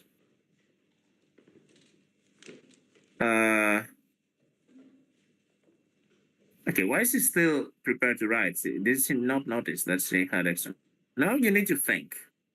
Now you got extra time, you need to think.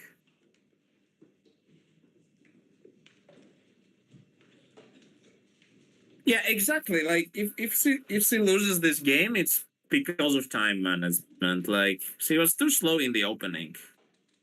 Because it was not like that tactical of an opening. She could have made these moves a lot quicker. Like she obviously saw the moves, just took a lot of time to decide, I think, which one is better.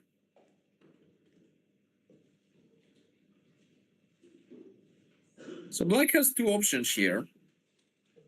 The first one is knight takes h4. And the second one is knight takes f4. So he can take either pawn. Both ideas prevent knight takes g6. Okay, he takes on h4. That actually looks like the more interesting one, because now we have a passed pawn on the h file, and that's going to be hard to stop. Also, we are threatening to take on f3. So, what do we play here? If we take on e5, then Black takes on f3 and then takes on e5 with a knight, and this should be winning. With the extra pawns and our knight in the corner, this should be winning.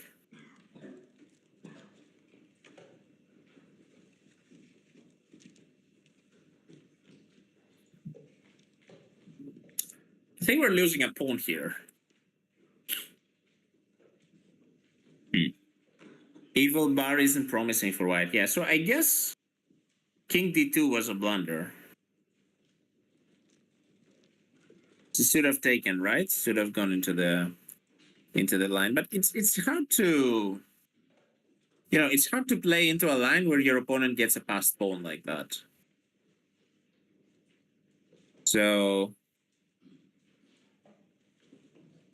yeah.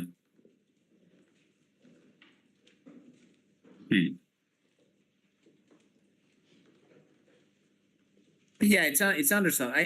Yeah, that's why I said like it's not.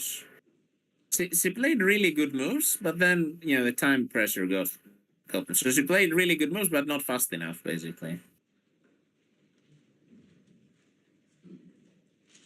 I guess she missed that Black can play f4, which is understandable with 30 seconds. Because if Black doesn't play f4 there, then king d2 is actually good, because you protect the e1 square where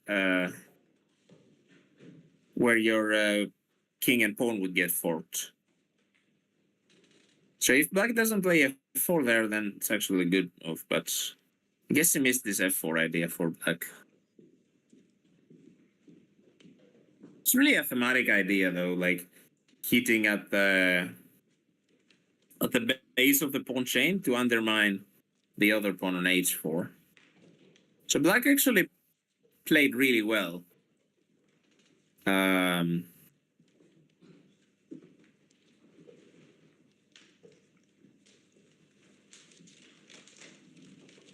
Yeah, they get 15 minutes, as you can see on the clock. She's now running down those 15 minutes. He has like 12.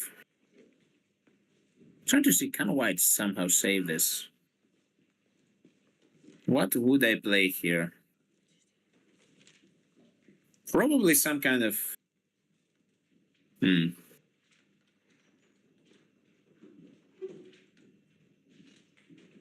really want to get my knight out of the corner.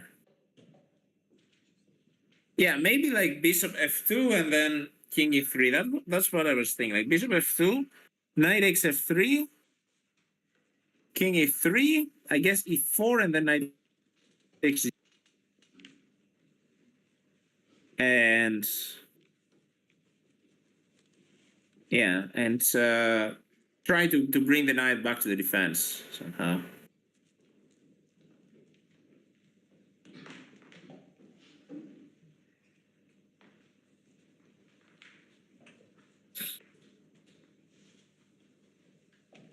Bishop f2, bishop d8, I would take and take on g6, and I think you're fine. It's fine. Take the knight and then take on g6 with a knight. And white might even be winning actually there. So bishop f2, knight takes f3, king e3.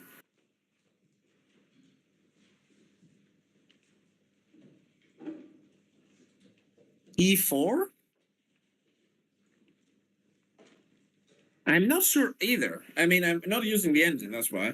I'm sure the engine can refute my calculation, but it does look like bishop f2 is promising at least. At least forcing some complications. Maybe black has some win, but it's not so easy to find. At least, well, if I can't spot it immediately, then I'm assuming that he also hasn't seen it already because he's away from the board. But of course, black is better. Bishop f2, knight g2, but don't we take on g6? Like the whole idea of bishop f2 is to bring the knight back. I think bishop f3 is actually a key move here. Like she really needs to play this because if she plays like king somewhere, then black just takes on f4, and this is completely lost. I think. Like you can't afford to play king e2. He takes f4. This has to be losing endgame. Because then you can never. Yeah, this pawn will always be very strong. I think.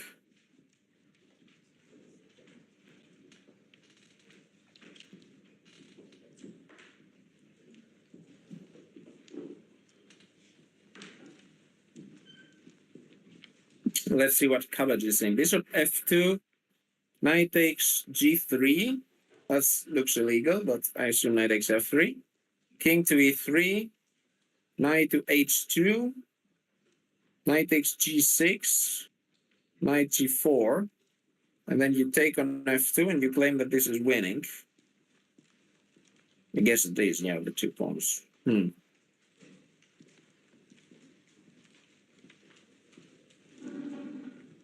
Okay. So knight h2, that's the move I missed.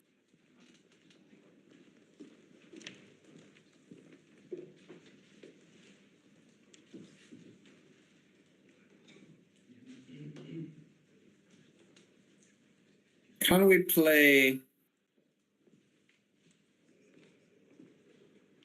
play king e4 instead of knight to g6?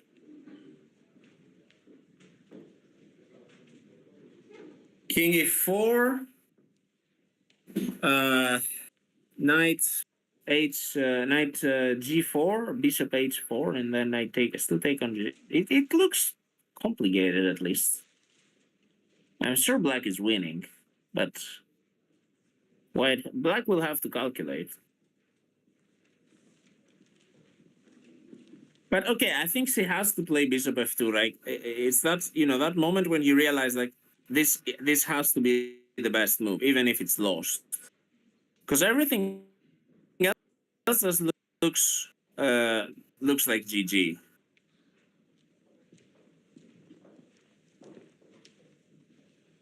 And as Cabbage is saying, yeah, interesting idea from this endgame. It's better to give opponent a passed central pawn than a passed h pawn that is far from the queenside pawns. That's actually good, how to say, takeout from the game. Because, okay, like the opponent is probably going to make a passed pawn.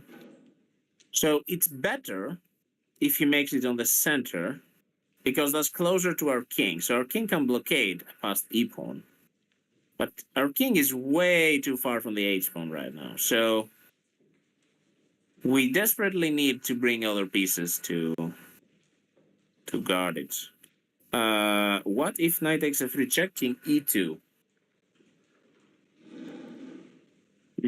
Yeah, I guess that could also be a move.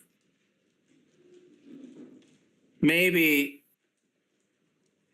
Ah. Yeah, that's true. E2, yeah, and then on E4 you want still to take on G6. Can I play H4? No, I cannot.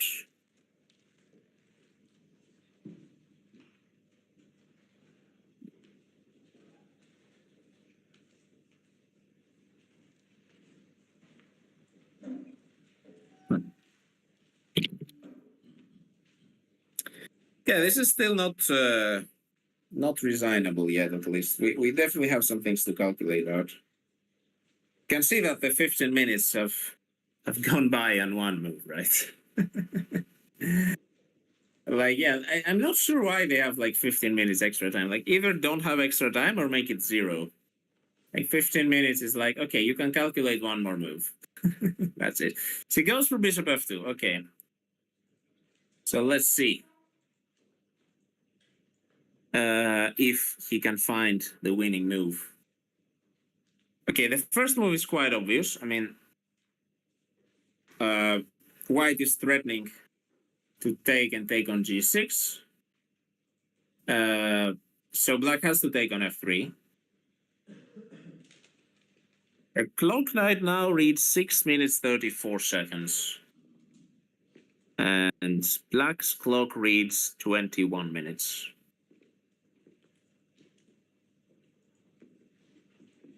You know, a funny move that almost makes sense is g5. Ooh. G5 takes knight takes f3, right? That actually could be good.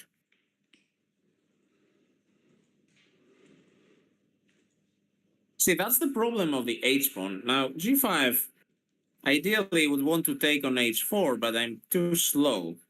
Because after knight g6, h3, and the h pawn just runs, and I can't really prevent it.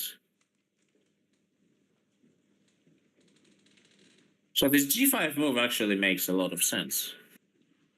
But is there a refutation of g5?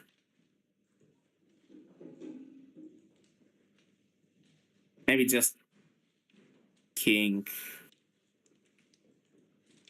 e2.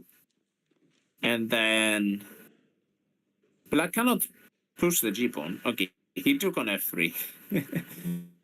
Yeah, maybe this is too much what we are analyzing here.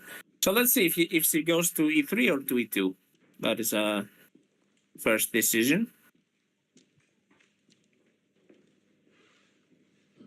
So going to e3, there is this problem with knight h2.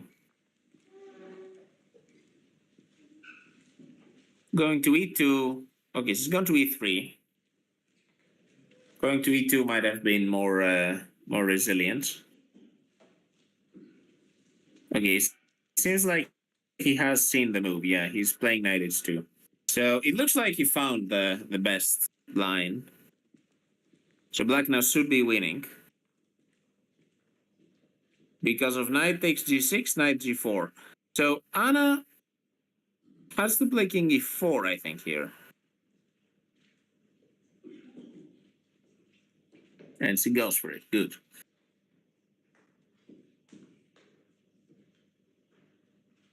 So what's the winning move here?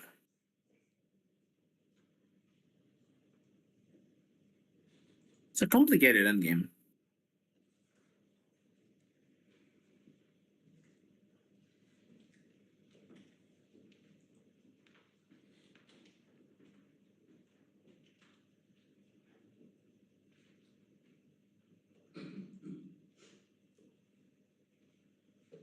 Knight g4.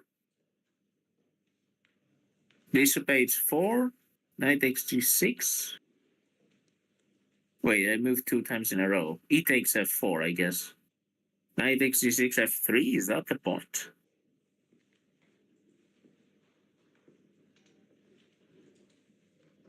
That bishop from c7 is annoying.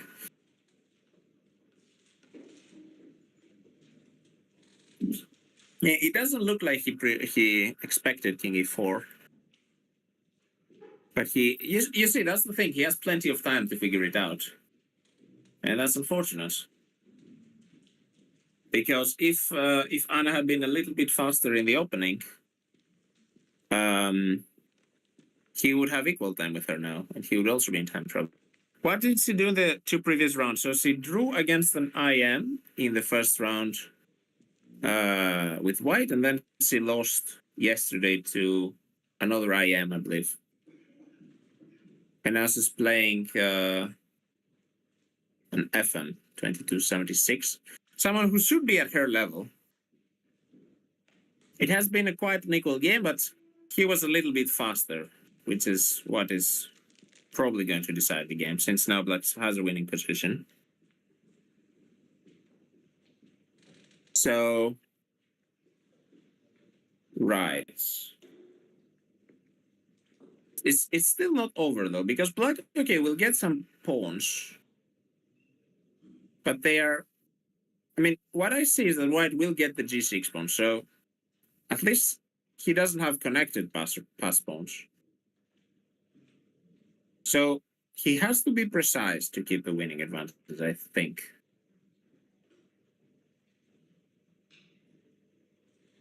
Manir says knight g4 and ef are both good. They seem like the most logical moves to play.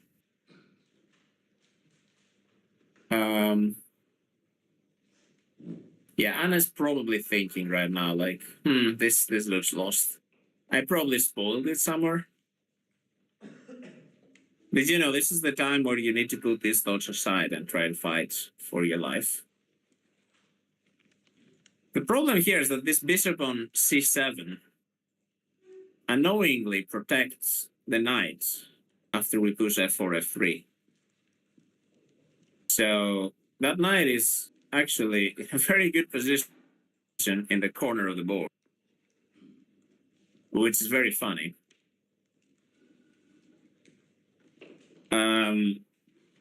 Yeah, it's really strange that Black is keeping all of the pawns here, actually. Like, it optically, it looks like White has a good position.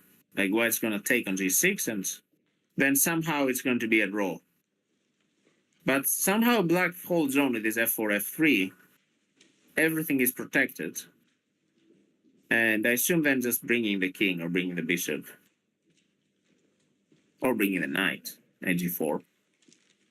Right, knight g4, and White will be forced to take, then will be a trade, and I guess Black probably will win the endgame on the queen side, with bishop e5 or something.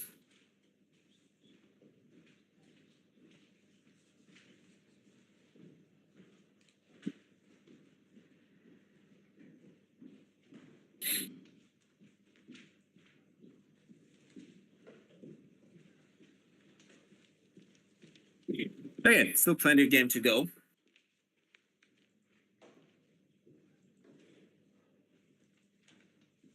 Was it a Caro? No, it was a classical Sicilian. So I guess Anna got a little bit surprised in the opening because she was looking at some Caro. That's what I remember as well. So that's why she started to spend all this time.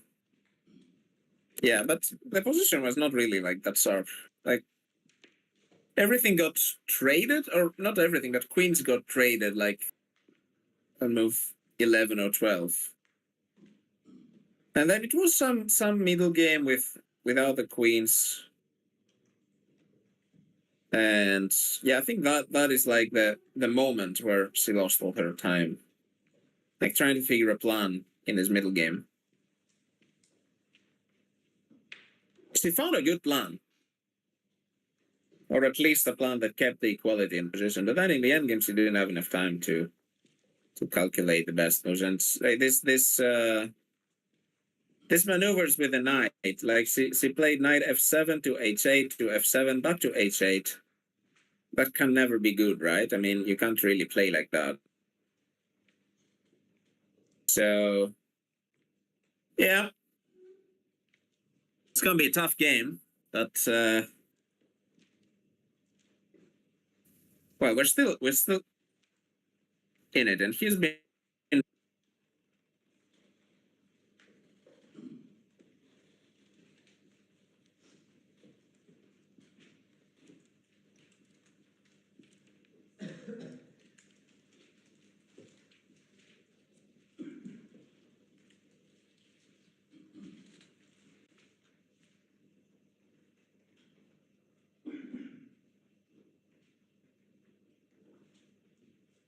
Dutch, please. How do you say I don't speak Dutch in Dutch?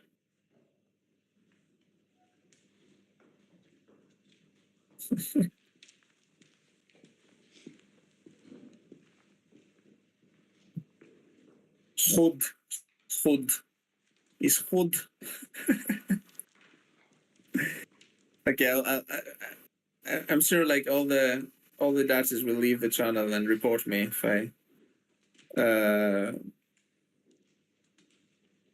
if I start speak Dutch, since I don't know a word in Dutch. Okay, e takes f4, knight takes g6 has been played, and now f3, I suppose.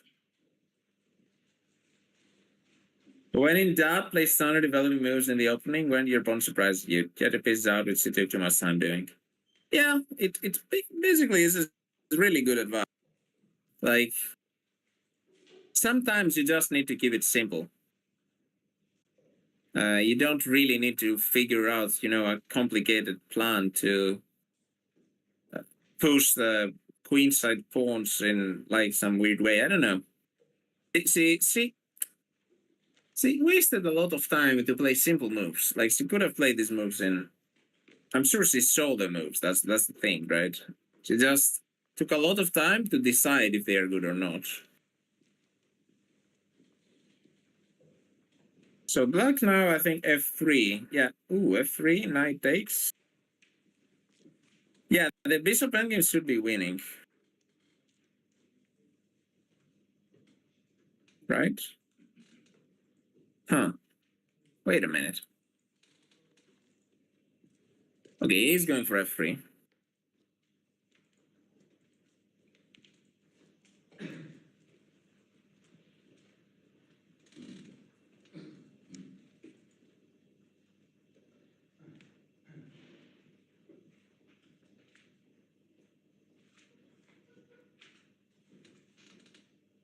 So takes, 95 takes bishop e1.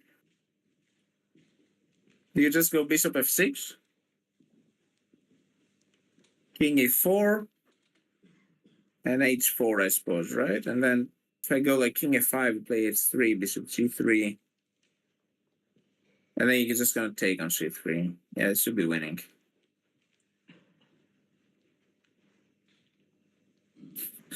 It's funny that it comes down to the queenside pawns being on dark squares. It goes to show, like, Cabot, when before it was played, he was like, oh, this is going to be bad for the endgame. I was like, what is this guy talking about? We're going to push c4. It's no way these pawns get locked. And it's actually going to come down to this, because black is going to trade the knight, and then black's going to win the endgame because white has two weaknesses to protect. So there's this thing called the principle of two weaknesses, and it says that in order to win an endgame, you need to have two different points of pressure. Like, black has the h pawn and black has the weak pawn on c3, so that's why it's winning. Yeah, it seems like Couch actually understands chess. Imagine. Yeah, this f3 move is really strong. I think this should be GG. Unless we find some miraculous save, like knight f8. Try to go like knight e6, knight c5, and take the pawns. And then steal the h pawn while black is looking. Imagine if we could like trade some pawns and then sacrifice the wrong color Veruca. The copium have started if you haven't noticed, yeah. So imagine black H pawn is on the wrong square and the wrong diagonal. If we could trade all the pawns, then it would be a draw. Copium. I might try something like that. Like I wouldn't play king takes here. Yeah, she did. But okay, this is clearly a losing endgame. This should be G. Die the fate and try to okay, it's still resignable though. But okay, now 95 should just be winning endgame. Takes.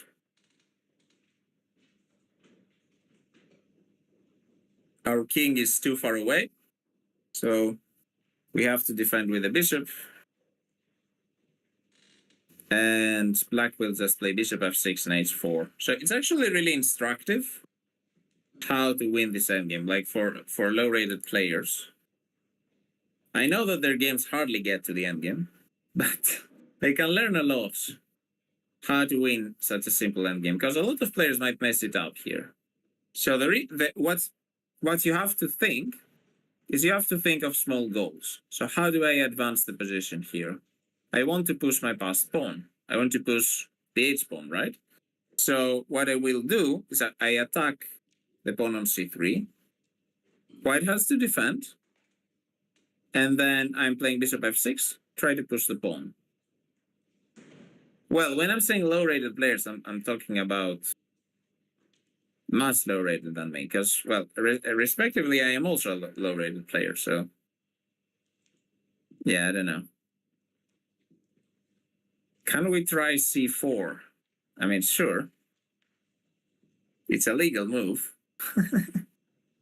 Black will just take it, though. And you will just be down 2 pawns instead of 1. Yeah, one side is up a queen, yeah, exactly. It's the same principle of 2 weaknesses after c4. Like, you have 2 fronts to defend. Your pieces are not... They can't defend both. So, yeah.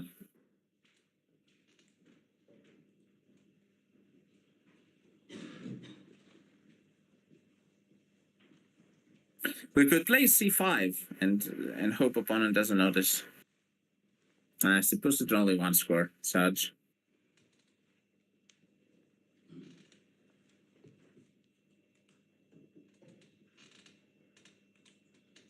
It maybe is our best try.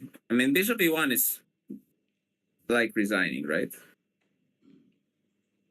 But this is also... the thing is, we have nothing to sacrifice the... Because if we could somehow have, if we had like a pair of knights here, we could trade the a pawn, not sacrifice the knight for the pawn, and then the wrong color bishop. But we don't have anything to sacrifice here. We cannot sacrifice the king, unfortunately. So king e4.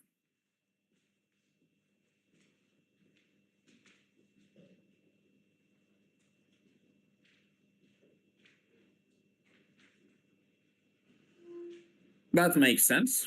Black will just go, I don't know, maybe king d6 or something. Can we play a4 though? Wait a minute.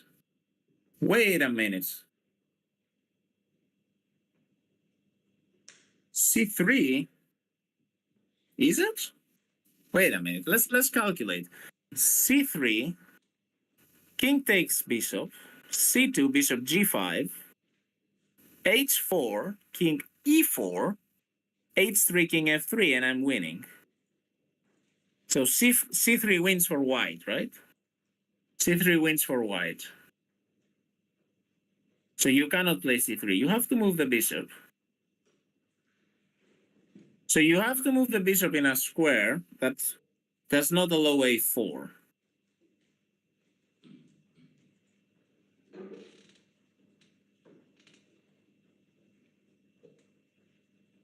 Actually, that might have been a good move, because now we get king d5, and wait a minute. Did I underestimate this endgame? Maybe bishop b2, though. Yeah. I think bishop b2 wins. Can I say the c3 line again? Yes, c3, king takes bishop, c2, bishop g5, this is all forced. Now black plays h4 to distract the bishop. However, we can step with our king on the light squares. So we don't need to interfere with the bishop diagonal. We play king e4, h3, king f3, and we cut the pawn, we cut the other pawn with the bishop, and we win the game, because we can put the pawn on a3, the bishop on c1 protects it, and the king will come over to the queen side and win the game. So that's a losing move for black. He might have thought this is winning, because he's got... I think black has to play bishop to b2 here. Unless I'm overcomplicating matters and king e6 is good enough. But king e6, a4, and suddenly it's not so simple. Still a draw? How? No, there's no way it's a draw. I take the h-pawn, and there is no wrong color square. I have a b-pawn. Oh, you're gonna play a5. Ah, yeah, true. Right. yeah, then it should be a draw, yeah. Yeah, maybe it's a draw. I don't know. Yeah, a5 should draw this. But here, king e6, a4. And we're in the game.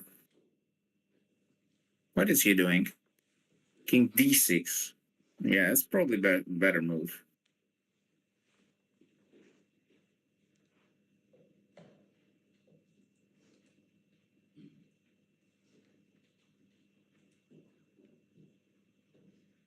The difference, I think, is that after a4, bishop c3, and then if you play b5, takes, I have king c5.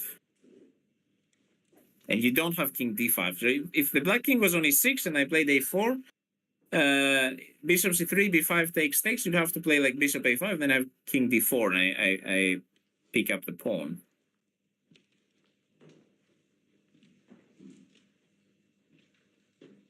So Anna's played a4. No, this is winning for black. Bishop c3 and black wins, I think. But it was a nice try.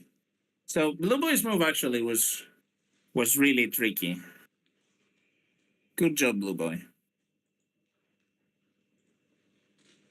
But as I said, like, unfortunately, black has enough time to calculate this. You see, it took him like, what, 5-6 minutes, right? I mean, if he had increment, he might have missed that and blundered the endgame. Okay, he wouldn't play c3, but he might have played king e6 and missed the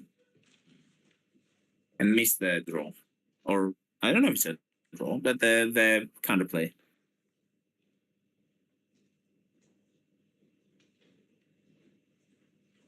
Yeah, this should be over now. Bishop c3. Yeah, this is quite obvious because everything is forced now. White has to play b5, and you play king c5. You pick up the b pawn. You don't lose your c4 pawn, so black is just up 2 pawns in a bishop endgame, which is always winning.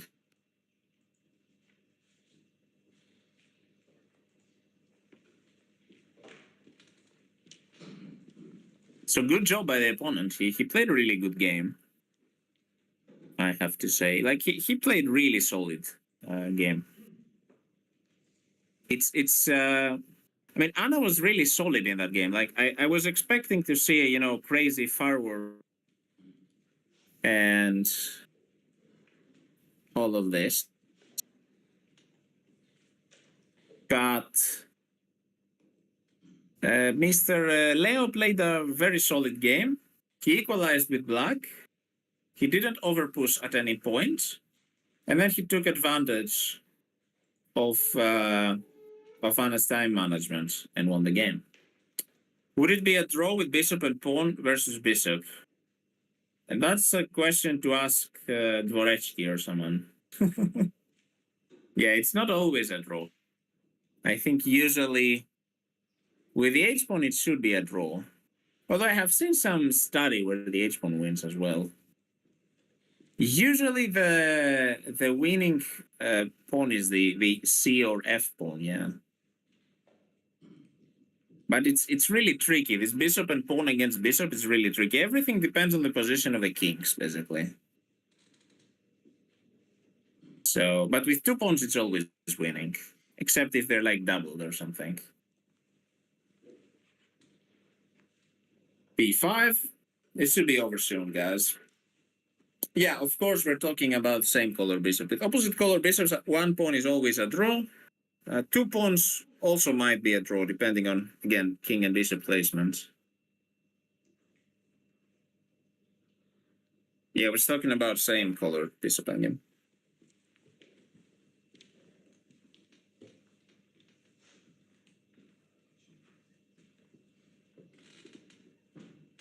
But this should be over. After I think after king c5, Anna will resign.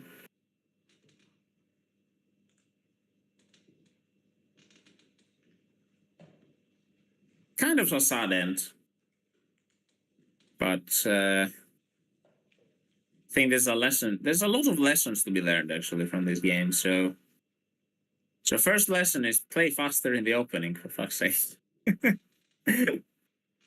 And second lesson is the thing that Kabad said about passed pawns. Like sometimes it's better to give your opponent a central passer than a passer on the h file. Especially in a minor piece endgame where you don't really have something that can swing over there easily. And also, yeah, this knight h8. I mean, I would probably have played it too, to be fair. But it looks very artificial, I don't know. Like, you're always opening up yourself for tactical tricks with a knight in the corner. Wow, Dina just beat a GM. Congrats. Dina seemed to be very out of form recently, but I guess she found her form. Do we go for the h-pawn? No, this is completely losing. How do you go for the h-pawn even? In a way that does not allow black to just play c3, c2, c1. You have to protect the... I mean, if black plays bishop d2, it's basically GG, right?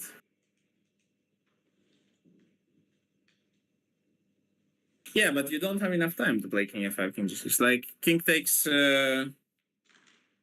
like, let's say you play, like, I don't know, king f5 here. Bishop d2. King g6, c3. You cannot stop.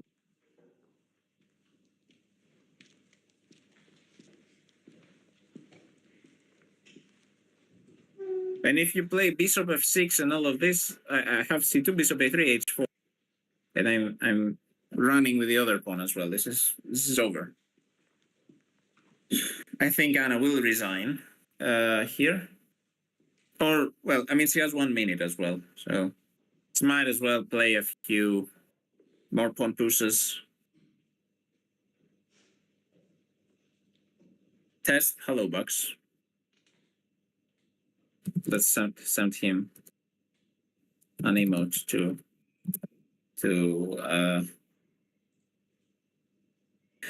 what I like about Blue is like when it's Anna that is losing, he's like second try, a few more moves, no need to resign.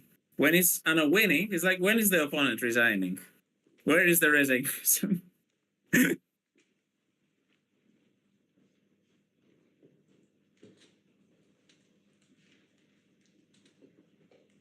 Why am I advising resigning? Because the position is lost, man. It's GG. Also, we have 10 seconds. So we can play b7 and hope the opponent doesn't notice. No, but she's not trying the trick. Come on, man. what is this? B6. You can just take it. If you played B7, he would not be able to.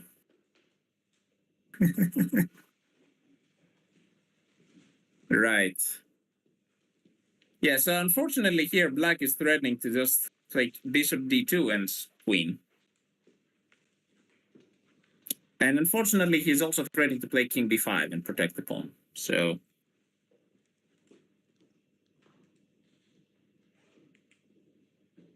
it's like white is one tempo too short. And I think white is several. Well, after king b5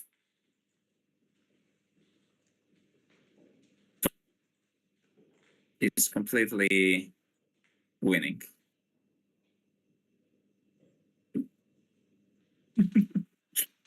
This is way past halftime scores. This is the 87th minute, and we're down 5-1.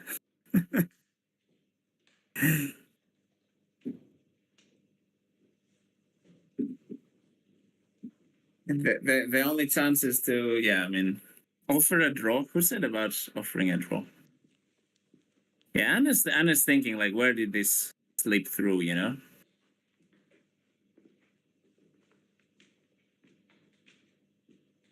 I think bishop d2 would be a nice way to finish the game here.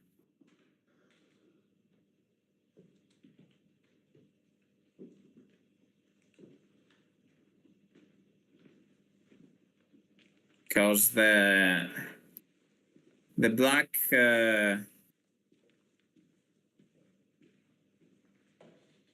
the black king, yeah, exactly. The black king cannot be stopped from going to b3, b2, and just escorting the c pawn up the board.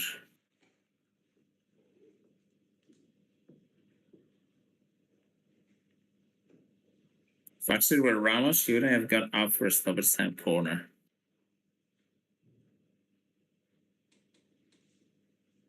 I mean, they were losing, right? So yeah,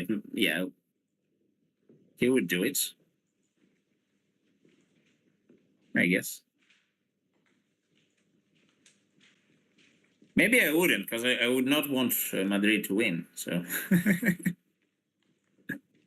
I'd be a traitor against my own team. Like Ramos was playing for Sevilla, and he left Sevilla, and yeah, he just, I mean, not loyal, man.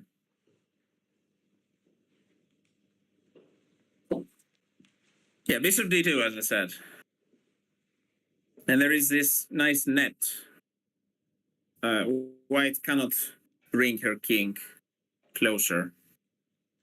King d4. But now just king to b4. And yeah. Or, well, the king was already on b4. I'm not paying attention. King b3, that's what I meant. And the pawn is just pushing. Unfortunately, the bishop cannot even touch the promoting square. So yeah, the kid is kind of expecting her to resign by this moment, but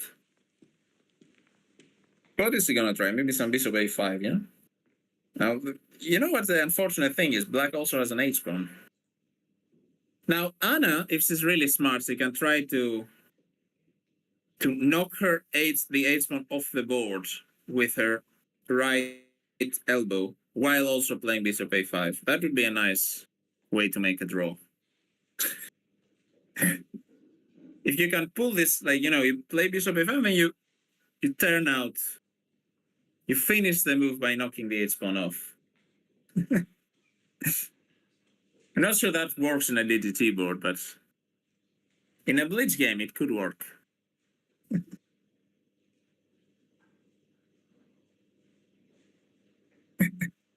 Well, the smart there should be put in quotes, I think.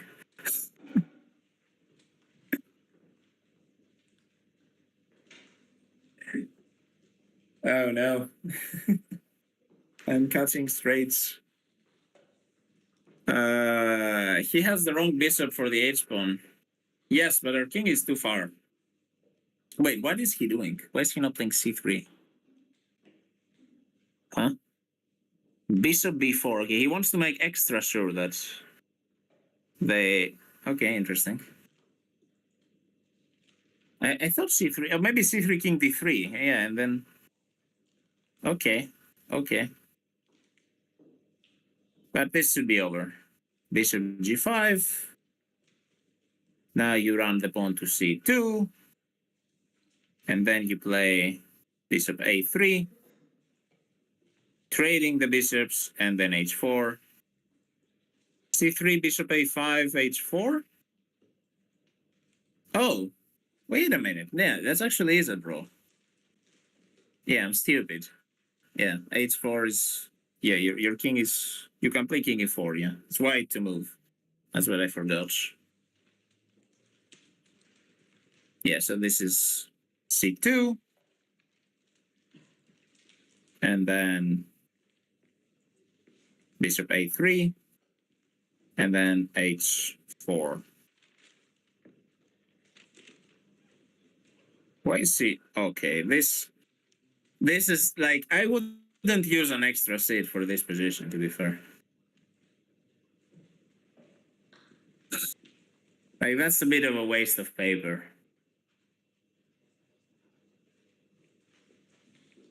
But whatever. And he writes on the seat, like...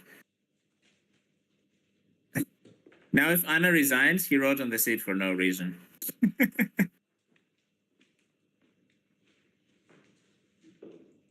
I think she will resign. There is no reason to play. No. Wow, she wants to play. Fighter. Fighter. I mean, bishop a3, right? Or h4. Yeah, that's also a move. Yeah, Vlad would have resigned on move 41. After he got the extra time. Well, the extra time would be from 2 hours to 2 hours and 15, though, so it wouldn't really matter that much. I have actually resigned on move 60 some times. Okay, king f3. What is actually going on here? Does this need to be calculated out? Or is it just as simple as bishop e1? King c3 and bishop d2? Or this, I guess. King d3 and bishop d2, yeah.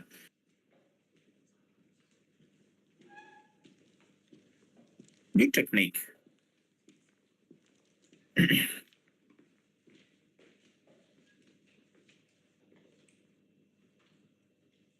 King g4. King d3. No, so just king e2 back, but now h3.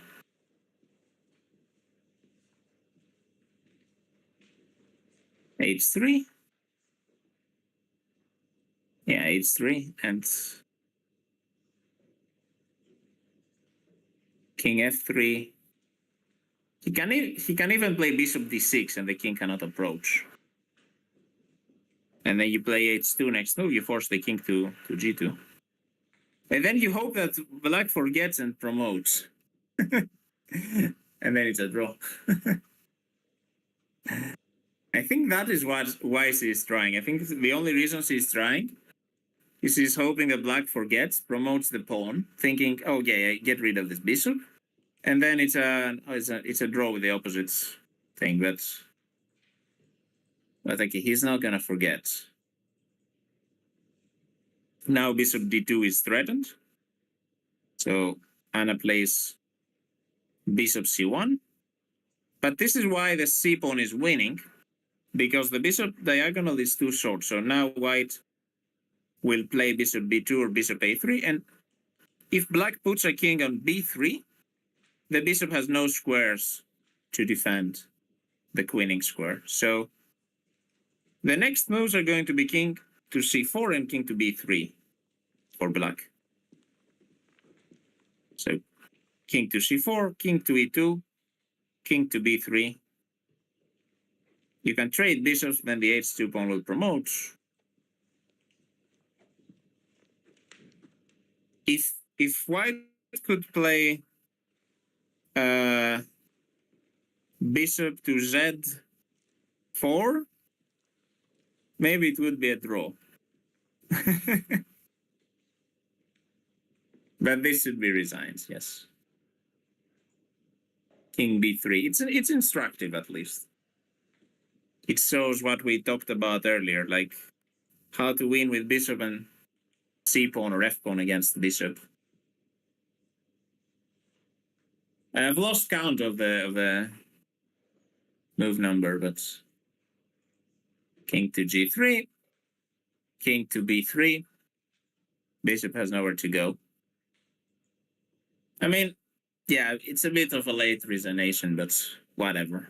It's not dinner time yet, so it's not like the kid would do too much. Dinner time in Spain is like 9 and later. So.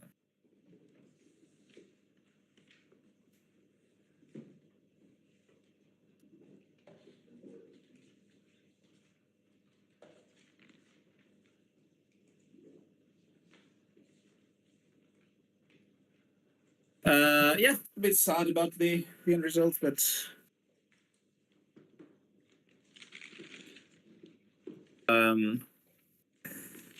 yeah, instructive game. I think you can learn a lot from this loss because this guy was an opponent she could have fought against. Like she could have definitely at least have gotten a draw. So it's going to be instructive to see why, what kind of mistakes did she make to lose the game, basically. And yeah, I think that's it from me for today. I have to play a game against Mr. Cabbage, who I have been kept waiting. So I will leave and hopefully see you some other time. I'm not sure what they're discussing about, but yeah. Thank you all for being here. Enjoyed chatting with you guys, and see you soon. Good night.